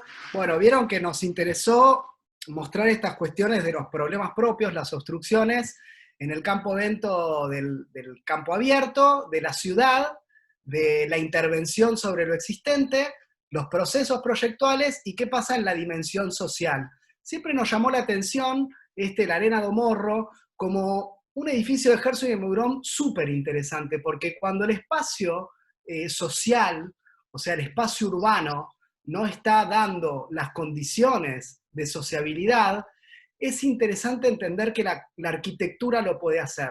Mientras afuera la condición, digamos, de las relaciones sociales, de, digamos, el equipamiento, lo que puede ser la dinámica del espacio público, no se da o no da las cualidades, un edificio lo puede hacer. Y este edificio nos parece increíble como digamos, premisa para poder abordar cualquier problema que tenga una dimensión social, ¿no? Como este edificio, todo lo que nos permite el espacio público urbano, lo trata de encapsular y dotar desde la interioridad. En ese sentido hemos participado mucho en concursos, o nos interesa, y siempre los concursos que más nos interesaron fueron justamente los que abordan la dimensión social, sobre todo los problemas de la ciudad, ¿no? El planeamiento. Tampoco voy a ahondar en eso, simplemente es marcar que hay un problema, que la arquitectura se tiene que hacer cargo y cambia, digamos, el grado de acercamiento cuando el problema es mayor, ¿no? Y es más grande. Acá aparece un poco eso que les contaba al inicio, o sea, una de las láminas, una de las tantas láminas, de lo que es ese parque en altura, que por suerte, bueno, participamos, se ganó como, sacó tercer premio, no hubo, digamos, un avance fuerte en esto, porque después vinieron las elecciones y todos los problemas políticos, pero que daban cuenta o nos interesa meternos de lleno, y hay que hacerlo como arquitectos, casi que es una obligación, sobre esa dimensión social. Así como podemos llevar los problemas a la individualidad, a lo colectivo, a la existencia, hay que darnos cuenta que tenemos mucho para hablar y mucho campo de desarrollo en la dimensión social que como arquitectos tenemos que tomar. Acá puede aparecer un edificio, pero es un edificio que hace ciudad, en este caso un concurso de un centro cultural de la Universidad de Moreno. Y por último nos interesa esta frase, en ese sentido, de Payasmá, que dice que un proceso de diseño abordado con profundidad puede hacer del promotor, del arquitecto y hasta de un visitante ocasional del edificio seres humanos sensiblemente mejores. Y en esa búsqueda, de alguna forma, que casi planteábamos al inicio, sin duda, más allá de todo lo que podamos encontrar en el medio, en definitiva, lo que buscamos todos, y creo que todos los que están acá, es ser felices. Bueno, muchas gracias. Ahí estamos. Gracias.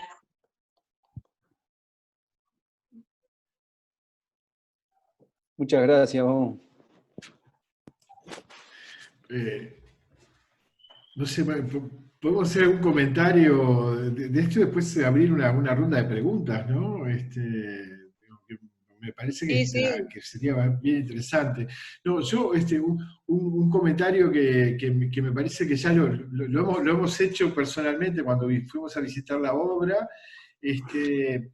Increíblemente, la materia que ustedes están manejando como obra, como proyecto, a mí me parece que tiene una dimensión muy trascendente, y que básicamente habla por sí sola, no necesita de repente problematizarla intelectualmente, porque en realidad lo que me parece que está buenísimo, o sea, nosotros como arquitectos y como estudiantes sí tenemos que hacer ese trabajo, pero en realidad lo que me parece más interesante es que reconocen que cada proyecto en sí tiene una estrategia lógica que se responde a premisas culturales, a problemas tecnológicos, a la construcción de ciudad, a la construcción colectiva de la ciudad. Y me parece que eso es sumamente importante. Creo que los proyectos lo muestran de esa manera, sobre todo los proyectos urbanos, cómo se relacionan con la norma, con el código, cómo tratan de transgredir esas cosas, cómo trata la tecnología de interactuar en cada uno de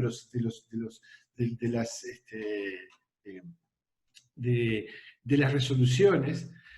Y una cosa que me parece que el gran tema de esto es que los arquitectos no es que inventamos problemas, es que la forma de pensar es problematizar sobre las cosas. Y entonces encontramos distintas soluciones por distintos caminos, porque la forma del abordaje del problema siempre tiene una condición subjetiva y no estrictamente científica o unitaria.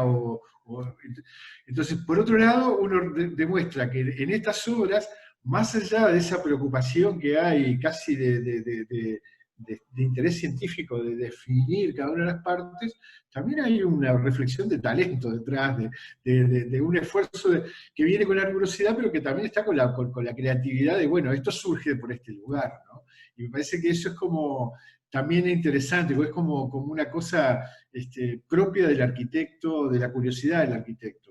Y me parece que eso vale muchísimo en la obra de ustedes. Me parece que es una obra, desde ese punto de vista, sumamente relevante. Casi no necesita explicaciones.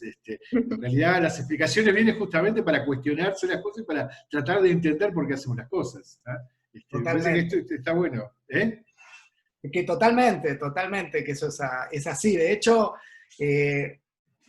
uno a veces, y retomo eso que decía Rafa, ¿no? Nosotros somos un estudio que hace. A veces uno hace y después piensa lo que hace. Claro. Y en esa reflexión de lo propio vuelve la mejora continua, ¿no? El camino. Ahí se da el camino de la búsqueda, a partir de a veces esa experiencia, ¿no? Ese experimentar.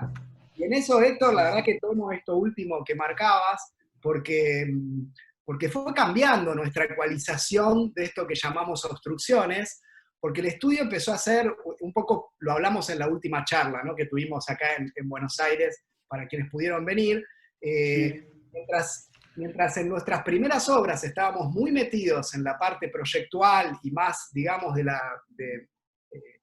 ámbito de la materia, como material, nuestras últimas obras nos hacen meternos en los problemas de la política, pero no de la política de las personas que comandan el país, sino que cualquier acto nuestro es un hecho político. Político, obviamente. Y eso no hay que tenerle miedo. Nosotros como tratamos de ir ahí, ¿viste? Capaz que nos es más fácil, porque también nos es más fácil decir que todos estos edificios que vieron están enmarcados dentro de una lógica que es el mercado inmobiliario. O sea, hay algo que hay que hablar y que hay que hacerse cargo, pero después es como uno trabaja ese problema. Para nosotros es la gran dicotomía, establecer los puentes entre la disciplina, el desarrollista o el campo del inmobiliario y los problemas de la política en la cuestión del planeamiento, ¿no? Y que tienen cada vez más cuerpo, ¿no? Entender de que tu edificio tiene una incidencia fuerte. Cualquier hecho hay que ir a discutirlo, hay que ir a, un poco como los que vos dijiste, a transgredir las normas.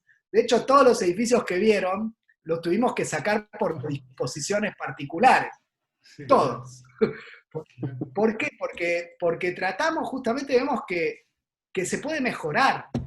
Y es el camino más difícil, pero me parece que es el camino que queremos comunicar, que vale la pena. Sí, una cosa que recalco, capaz que ya se entendió de lo que digo, pero recalco una cosa que me parece fundamental. Me parece que la gran tarea del arquitecto, que como vos decís es una actuación política, es el hacer. No solo son proyectos ni papeles pintados, en realidad hay una realidad que es construir el hábitat con intencionalidades, el hábitat con capacidades de mejorar las condiciones en que vive la gente. Y eso es un problema para el arquitecto, porque sistemáticamente entra en un mercado y el mercado se lo devora, porque el mercado le pide cosas que en realidad van contra sus propios principios éticos. Y a mí me parece que todos los que estamos más o menos con este pensamiento están siempre transgrediendo, tratando de jugar en el borde. Cosa que hace literal a la preocupación arquitectónica. Ustedes juegan también en el borde en ese sentido, ¿no? Y me parece que es una postura súper aplaudible y es peleadora y lleva sus sinsabores también, ¿no? Digo, te da la satisfacción de tener estos edificios y además un bagaje de una cantidad de cosas caminadas, muchas carreteras en ese sentido, ¿no? Sí, totalmente. Sabés que en eso, Héctor, hablábamos, porque un poco como lo que estamos conversando en esto último que estamos hablando, tiene que ver con una dimensión que es la gestión, ¿sí? Porque atrás de esto hay gestión, y hay un modo de gestionar y de llevar adelante. Y ese gestionar, a veces lo hablamos que es un moderador, y el que modera trata de poner en relación dos cosas, ¿no? Y esto que dijiste, el borde, o esa gestión, esa moderación, está entre el espacio público y el privado, y tiene que ver con el foco que pusimos. Uno modera en ese sentido, modera en términos del arquitecto, digamos, no nos interesa ponerlo, no estamos ni del lado del emprendimiento inmobiliario, ni tampoco del arquitecto que valoramos mucho, pero que tiene una profundidad muy grande sobre un hecho muy específico, y a veces en ese afán se aísla de los problemas sociales o culturales. Tratamos de establecer puentes, y puentes es moderar, y a veces es interesante eso porque tiene mucha potencia ser moderado a veces, y parece que la moderación no está de moda, ¿no? Parece que hay que radicalizarse, y en realidad la moderación tiene mucho, mucho asidero.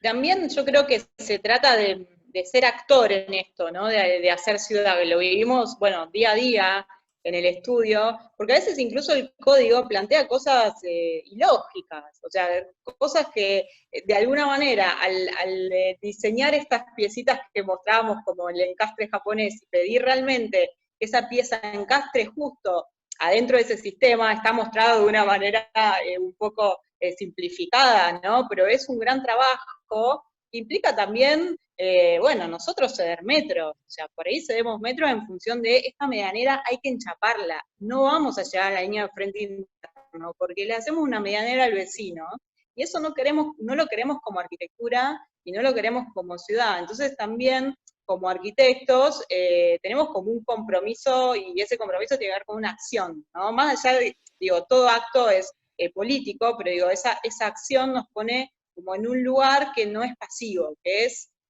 bueno, o sea, estamos en esta época y estamos construyendo esta realidad, y quién sabe, esa realidad pueda modificar o correr un poquito más adelante la frontera o el límite y transgredir la regla, como decía Héctor. Armamos una ronda de preguntas. Yo espero Sí, que capaz alguien... que abrimos, ¿no? Genial, sí. No haber aburrido demasiado, ¿no? O sea, fue un poco extenso, pero me pareció interesante, bueno, justamente eso, abordarlo desde lo teórico y mostrar esa teoría en los proyectos, sobre todo como problema proyectual para quien está estudiando, ¿no?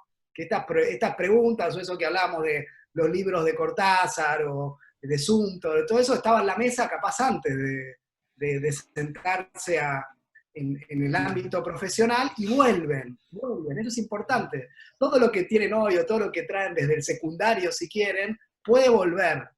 Y eso está buenísimo, a nosotros nos da satisfacciones, ¿no? Porque los hace personales, hace que cada uno de ustedes, un poco como lo que hablábamos desde lo fenoménico, traiga la propia memoria. Somos todos diferentes, ¿sí? Y de algún modo eso tiene que estar presente en cada acto que ustedes hagan. Nosotros dispuestos a cualquier pregunta que quieran hacer, en todo aspecto, en todo sentido. Pueden, los que quieran preguntar, abran el micrófono y mándense nomás. Hola. Aquí. Yo tenía una pregunta con respecto a cómo manejaban esos mobiliarios que están en el interior, que definen los espacios y que pasan al exterior, cómo manejaban un poco los puentes térmicos o el acondicionamiento de los espacios internos, al tener muchas zonas vidriadas para jugar un poco con el concepto de borde, cómo es que manejan esa parte. A ver, específicamente el hormigón, en realidad en cuestiones térmicas, si los ambientes se ventilan no hay condensación.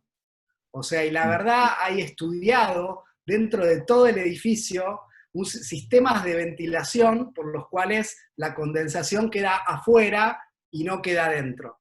Por otro lado, no todo es de hormigón. O sea, nosotros no hacemos las casas, o sea, incluso la casa de Pinamar tiene mucha madera, y tiene otros materiales que permiten que esa condensación no se dé en el interior. O sea, no hacemos edificios 100% de hormigón, sino que lo que hacemos es generar un contrapunto con otro tipo de materialidades que absorbe, digamos, de alguna manera esos problemas digamos, de condensación.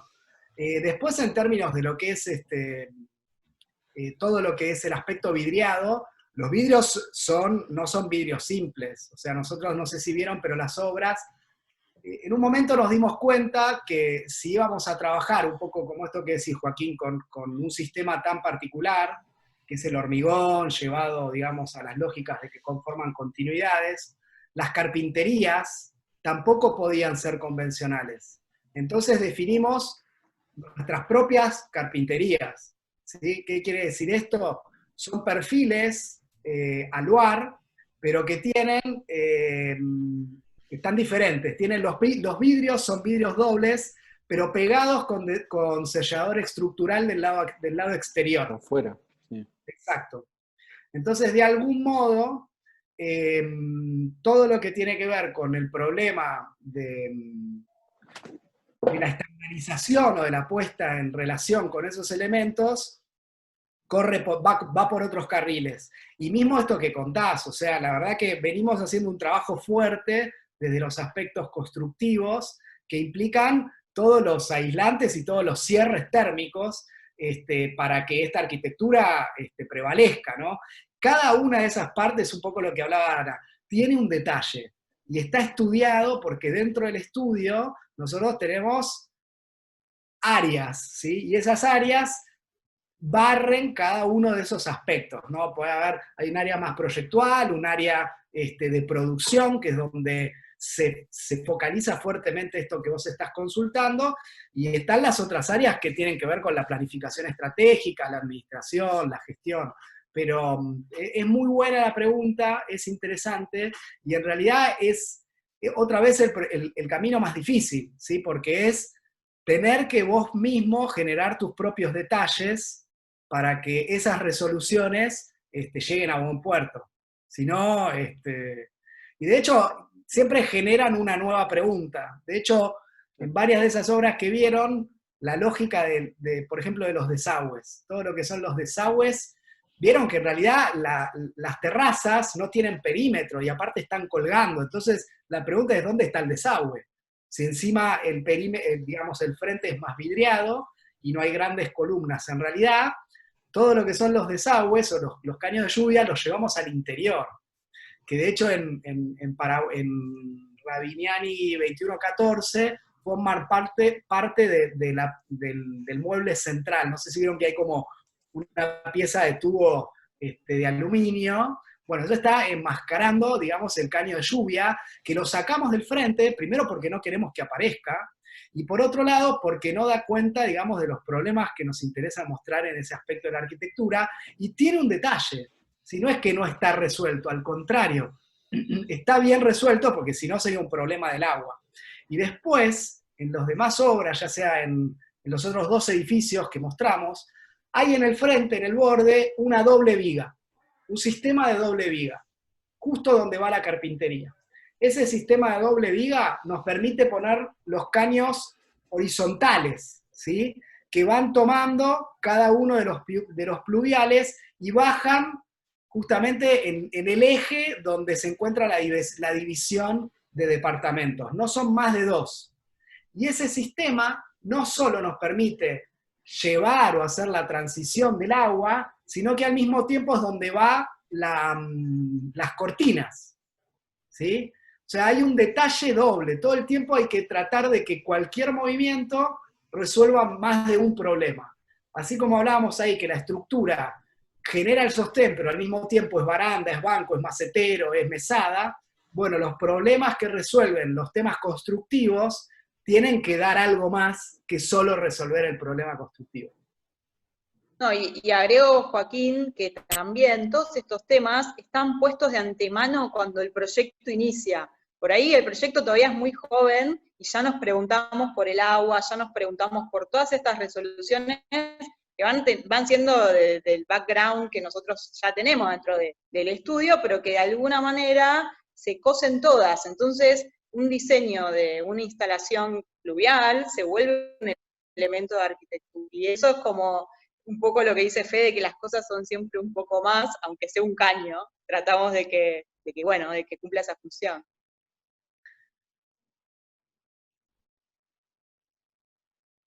Después también, por ejemplo, en línea con eso, que me parece que está bueno, hay un estudio muy fuerte en cómo hacer para que todos esos elementos de las instalaciones, un poco como dice Ana, se pongan en relación con el problema de la arquitectura. O sea, no vieron que no hay, digamos, ventilaciones de gas, porque no es que porque no hay gas y todo es eléctrico, sino porque investigamos sistemas, por ejemplo el Unical, es un sistema que permite tener una batería de calderas en determinado lugar del edificio con ventilación y que ahí existan los elementos de ventilación y no estén dentro de las unidades, ¿sí? Ese es un doble servicio, la Unical permite el doble servicio, el agua caliente y el piso radiante, que es por agua. O sea, nosotros tenemos pisos radiantes por agua. Y no hay, y vos tenés el termostato propio, vos regulás tu propia temperatura, tu propio consumo, pero toda la batería de calderas no es tuya, no tenés una caldera vos. Hay una caldera general con servicio individual. Eso es un trabajo, porque en los primeros edificios teníamos caldera individual, teníamos los caños, decíamos, che, esto cómo lo hago, cómo lo saco. Y vieron que también está el problema del aire acondicionado, que están los aires, pasa que está trabajado desde el principio. Todo lo que es Ravignani 2014, las patas blancas son anchas, porque adentro de las patas blancas están los aires acondicionados, ventilando para el costado. Y también están las calderas, porque ahí eran todavía calderas individuales. Entonces, las expansiones no pueden ser las expansiones del aire acondicionado, son las expansiones de los sujetos. Y si la condensadora tiene que formar parte de ese lugar, va a estar trabajado para que forme parte de ese lugar y no aparezca de modo posterior, ¿no? Está bueno, la dimensión de todo lo que es las instalaciones es algo que no hablamos y que es fundamental, porque si no, uno se queda con el proyecto a mitad de camino, ¿no? Pero aparte, ¿Cómo? desde el principio, como también el cuidado, yo supongo que hay desde los procesos de construcción, porque muchas de las cosas, ustedes trabajan con estructura que va a quedar viva, por ejemplo, ¿no? O sea, el pensar que lo que va a ser la estructura va a ser no solo la estructura sostén del edificio, sino que, digamos, de todo eso, requiere que después vos no puedas bajar cielos rasos o en algún lado sí lo tendrás que bajar, pero donde no se vean, o no puedes enchapar muros, ese tipo de cosas que en realidad si de arranque no las considerás, después terminan ensuciando la obra y no termina quedando limpia como aparece. Yo creo que en eso nosotros que tenemos como, es un diferencial desde acá vemos como al bulto ese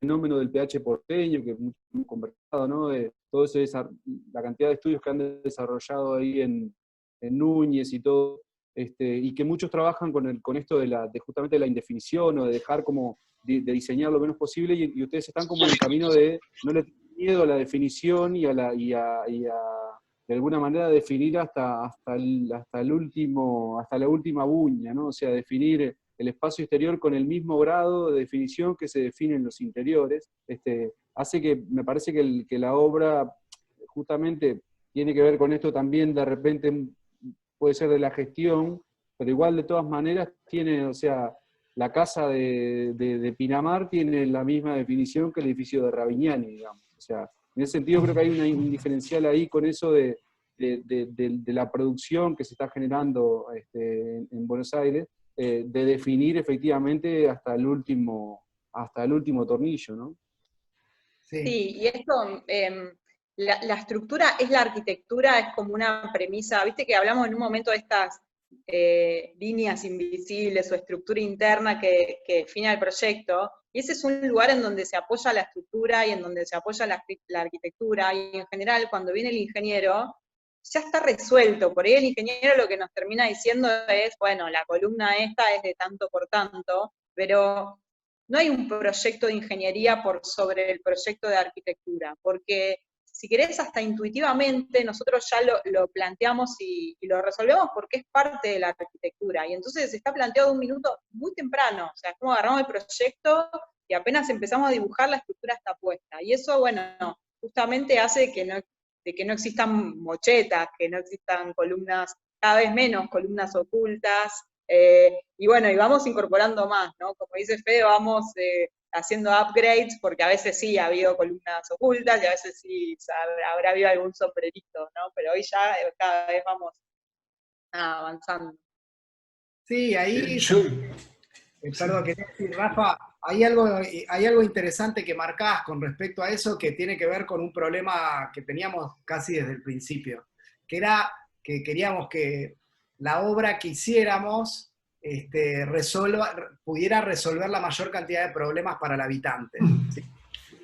Cuando los inmobiliarios o la gente agarra y nos decía, bueno, che, pero vendan sin piso, bueno, pero sáquenle esto, nosotros decidimos el otro camino, el camino totalmente opuesto, que era resolver todo. Bueno, ¿a qué nos llevó eso? Un poco a esto que les marcamos al final, Ana, con el proyecto de Nicaragua y que visitamos con Héctor, que es un edificio donde ya casi antes de empezar teníamos compradores, ¿sí? Y que querían su casa. ¿Por qué? Porque uno está mostrando el grado de definición al cual está llegando con el proyecto que genera, ¿no? Y bueno, es el camino, es ese camino, esa búsqueda de la que hablamos, que es la que a nosotros nos hace feliz. O sea, otros pueden, siempre esa felicidad es diferente en cada uno y está buenísimo, ¿no? Otros pueden estar buscando otros lugares, ¿no? Cuestiones mucho más etéreas o cuestiones más generales. Nosotros estamos con el problema del ser en el espacio, ¿no? Que el sujeto existe. No construimos para el que no existe. Ya lo visualizamos. Si no existe, lo visualizamos. Y últimamente, cada vez está más presente y forma parte del proceso. bueno, yo en realidad, digo, aportando a esta cosa, esto que abre Rafa, ¿no? Me parece que ahí se genera una discusión que está re buena plantearla, ¿no? Pero a mí me parece que hay cierta cosa que ha ido perdiendo el arquitecto y la ética del arquitecto como pensador y como generador de conocimiento innovador dentro de su disciplina, que forma parte de una falsa oposición que hay de que la enseñanza es como de politécnica, en el sentido de que se enseña un catálogo de cosas, se enseña, y entonces, como tú decías ahora, Anabela, yo tengo un proyecto y viene el ingeniero y el ingeniero es el que me pone los pilares. En realidad el arquitecto es quien debe poner los pilares, y el arquitecto es quien debe pensar la estructura, con más expertise, con menos expertise. A mí me pone los pocos, ningunos pelos ya no los tengo, capaz que los perdí por eso, porque cuando corrijo en facultad, hay estudiantes que no saben qué es un Q cuadrado por L sobre 8, o cualquiera de esas fórmulas básicas, o no saben interpretar un momento, o no saben interpretar una pieza, o no saben la más mínima cosa de geometría, porque, bueno, es algo que no se presume. Y me parece que ahí hay cosas que son necesarias que el arquitecto tiene que entender.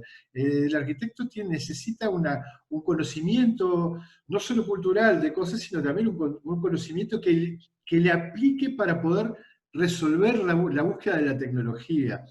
A mí me parece además que hay un momento en la crítica arquitectónica de los últimos 30 años que se empieza a completar cuando esas dos cosas se separan. Pasa toda la parte de lo tectónico, lo técnico, queda en ingeniería, y nosotros nos preocupamos de una serie de expertise teórica de la cual tampoco sabemos resolverla.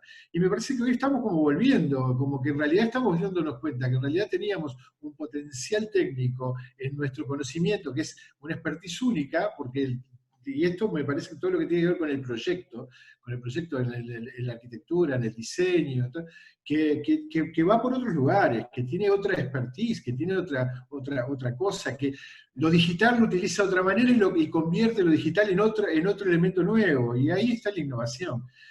A mí me parece que estamos como entrando en un momento me parece bueno para la arquitectura, y que sobre todo con este parate de pandemia y cosas, da para pensar en estas cosas, ¿cuál es nuestro rol como profesión de futuro? ¿Dónde nos vamos a poner?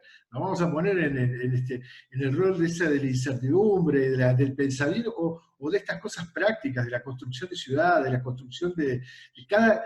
Porque es una cosa muy interesante, digo, hablamos de la arquitectura de forma, y sin embargo, hoy una cosa que tú decías, desde que nacemos estamos en medio de la arquitectura, sea buena, mala, pero es todo arquitectura, todo lo que nos rodea, desde el antepecho de tu casa y la luz que te entra y todo viene por un problema arquitectónico, por un problema espacial. Entonces, esa reflexión es una reflexión permanente que te hace el arquitecto, y ese es el diferencial que tenemos. Y eso es lo que me obliga a correr un pilar a un ingeniero, y pelearle al ingeniero y decirle, no, loco, correme el pilar porque no lo quiero aquí.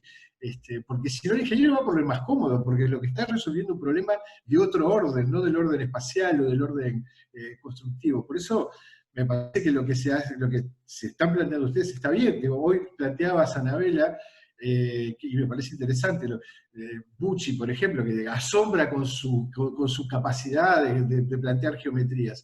Y claro, él tiene también un equipo de producción, tiene un ingeniero conocido con el cual discuten todas estas cosas, tiene pensamiento, trabaja con las manos, trabaja con la maqueta, sabe producir. Y me parece que eso es otra de las cosas interesantes que tienen ustedes y que los estudios nuestros tienen que empezar a tener también. Saber cómo es la producción. Como cuando se produce un espectáculo, una película bien producida, porque tiene una cantidad de gente que no aparece en el lugar, pero que está produciendo colectivamente para ese espacio, ¿no? Pero ahí me parece que es importante ver nuestra profesión desde ese lugar, ¿no? Héctor, es súper interesante todo lo que estás diciendo, tengo como un comentario para cada cosa, pero voy a tratar de ser breve. Hay un libro que para mí es mi Biblia, y se la recomiendo a toda la gente que está acá escuchando, se llama Arquitectónica, un tipo que se llama José Ricardo Morales, se lo regalé una vez a Fede para su cumple, no sé si lo conocen, y él dice que la arquitectura es la técnica de las técnicas y es del arte de las artes, o sea, es la madre de todas las artes, y que a partir del arte nosotros podemos pensar y a partir de la técnica podemos hacer. Esta brecha que marcás, entre arte y técnica se viene gestionando, ¿no? Nosotros como arquitectos tenemos de las dos, hasta en un momento se pensaba que la arquitectura era arte, y en definitiva, si nos paramos muy de un lado o muy del otro, vamos a estar divorciados. Un poco también, esto que sí, tengo un alumno y no sabe lo que es un pilar o que también hay algo que desde la docencia o desde la facultad o desde nuestros programas en la educación, en donde cada materia ve su pedacito y que nunca junta todo, esa es nuestra formación, ¿no? Y entonces para poder hacer esto que vemos hoy acá, es como un esfuerzo o es, la genialidad de que se juntó la A, la T con la B, porque en realidad ellos tienen como este complemento, ¿no? Que uno tiene una parte y el otro la otra, y el equipo lo mismo, estamos como todos sintonizados. Pero si no fuera así, todo eso se nuclea como en una sola cabeza, esa cabeza tiene que estar dividida entre estas dos partes, ¿no? Y eso me parece como docentes, tenemos que ser gestores también, ¿no? Como dentro de la ciudad, gestores del urbano, como docentes poder hacer esos cruces entre nosotros, que me parece que es algo que pasa en Argentina y por ahí también en Uruguay, pasa lo mismo.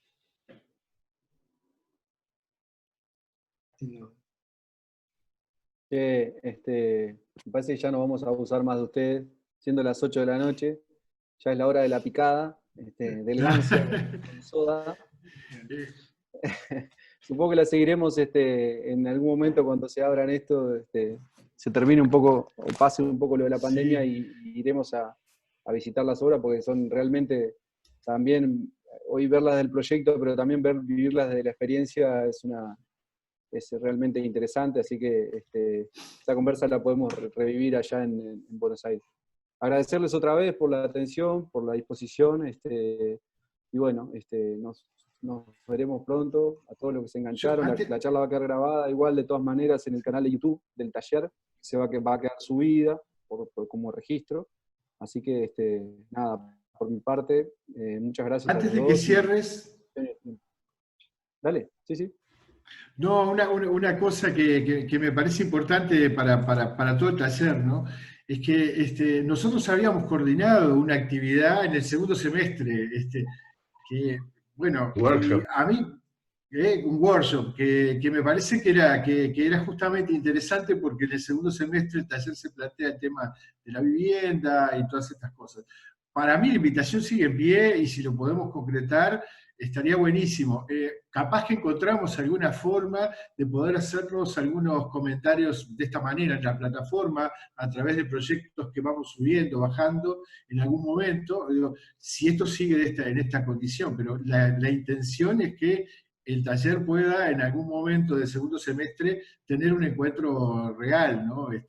Ni que hablar, a nosotros el año pasado que hicimos la visita al Nicaragua con ustedes y que además vimos, pero además, digo, también otra cosa, cuando fuimos el año anterior, que nos atendió a la vela bajo lluvia con un paraguas, Sí, nos recorrió sí, por todas No las era obras. lluvia eso Verdadero era amor a la apocalipsis. arquitectura. Era un aguacero.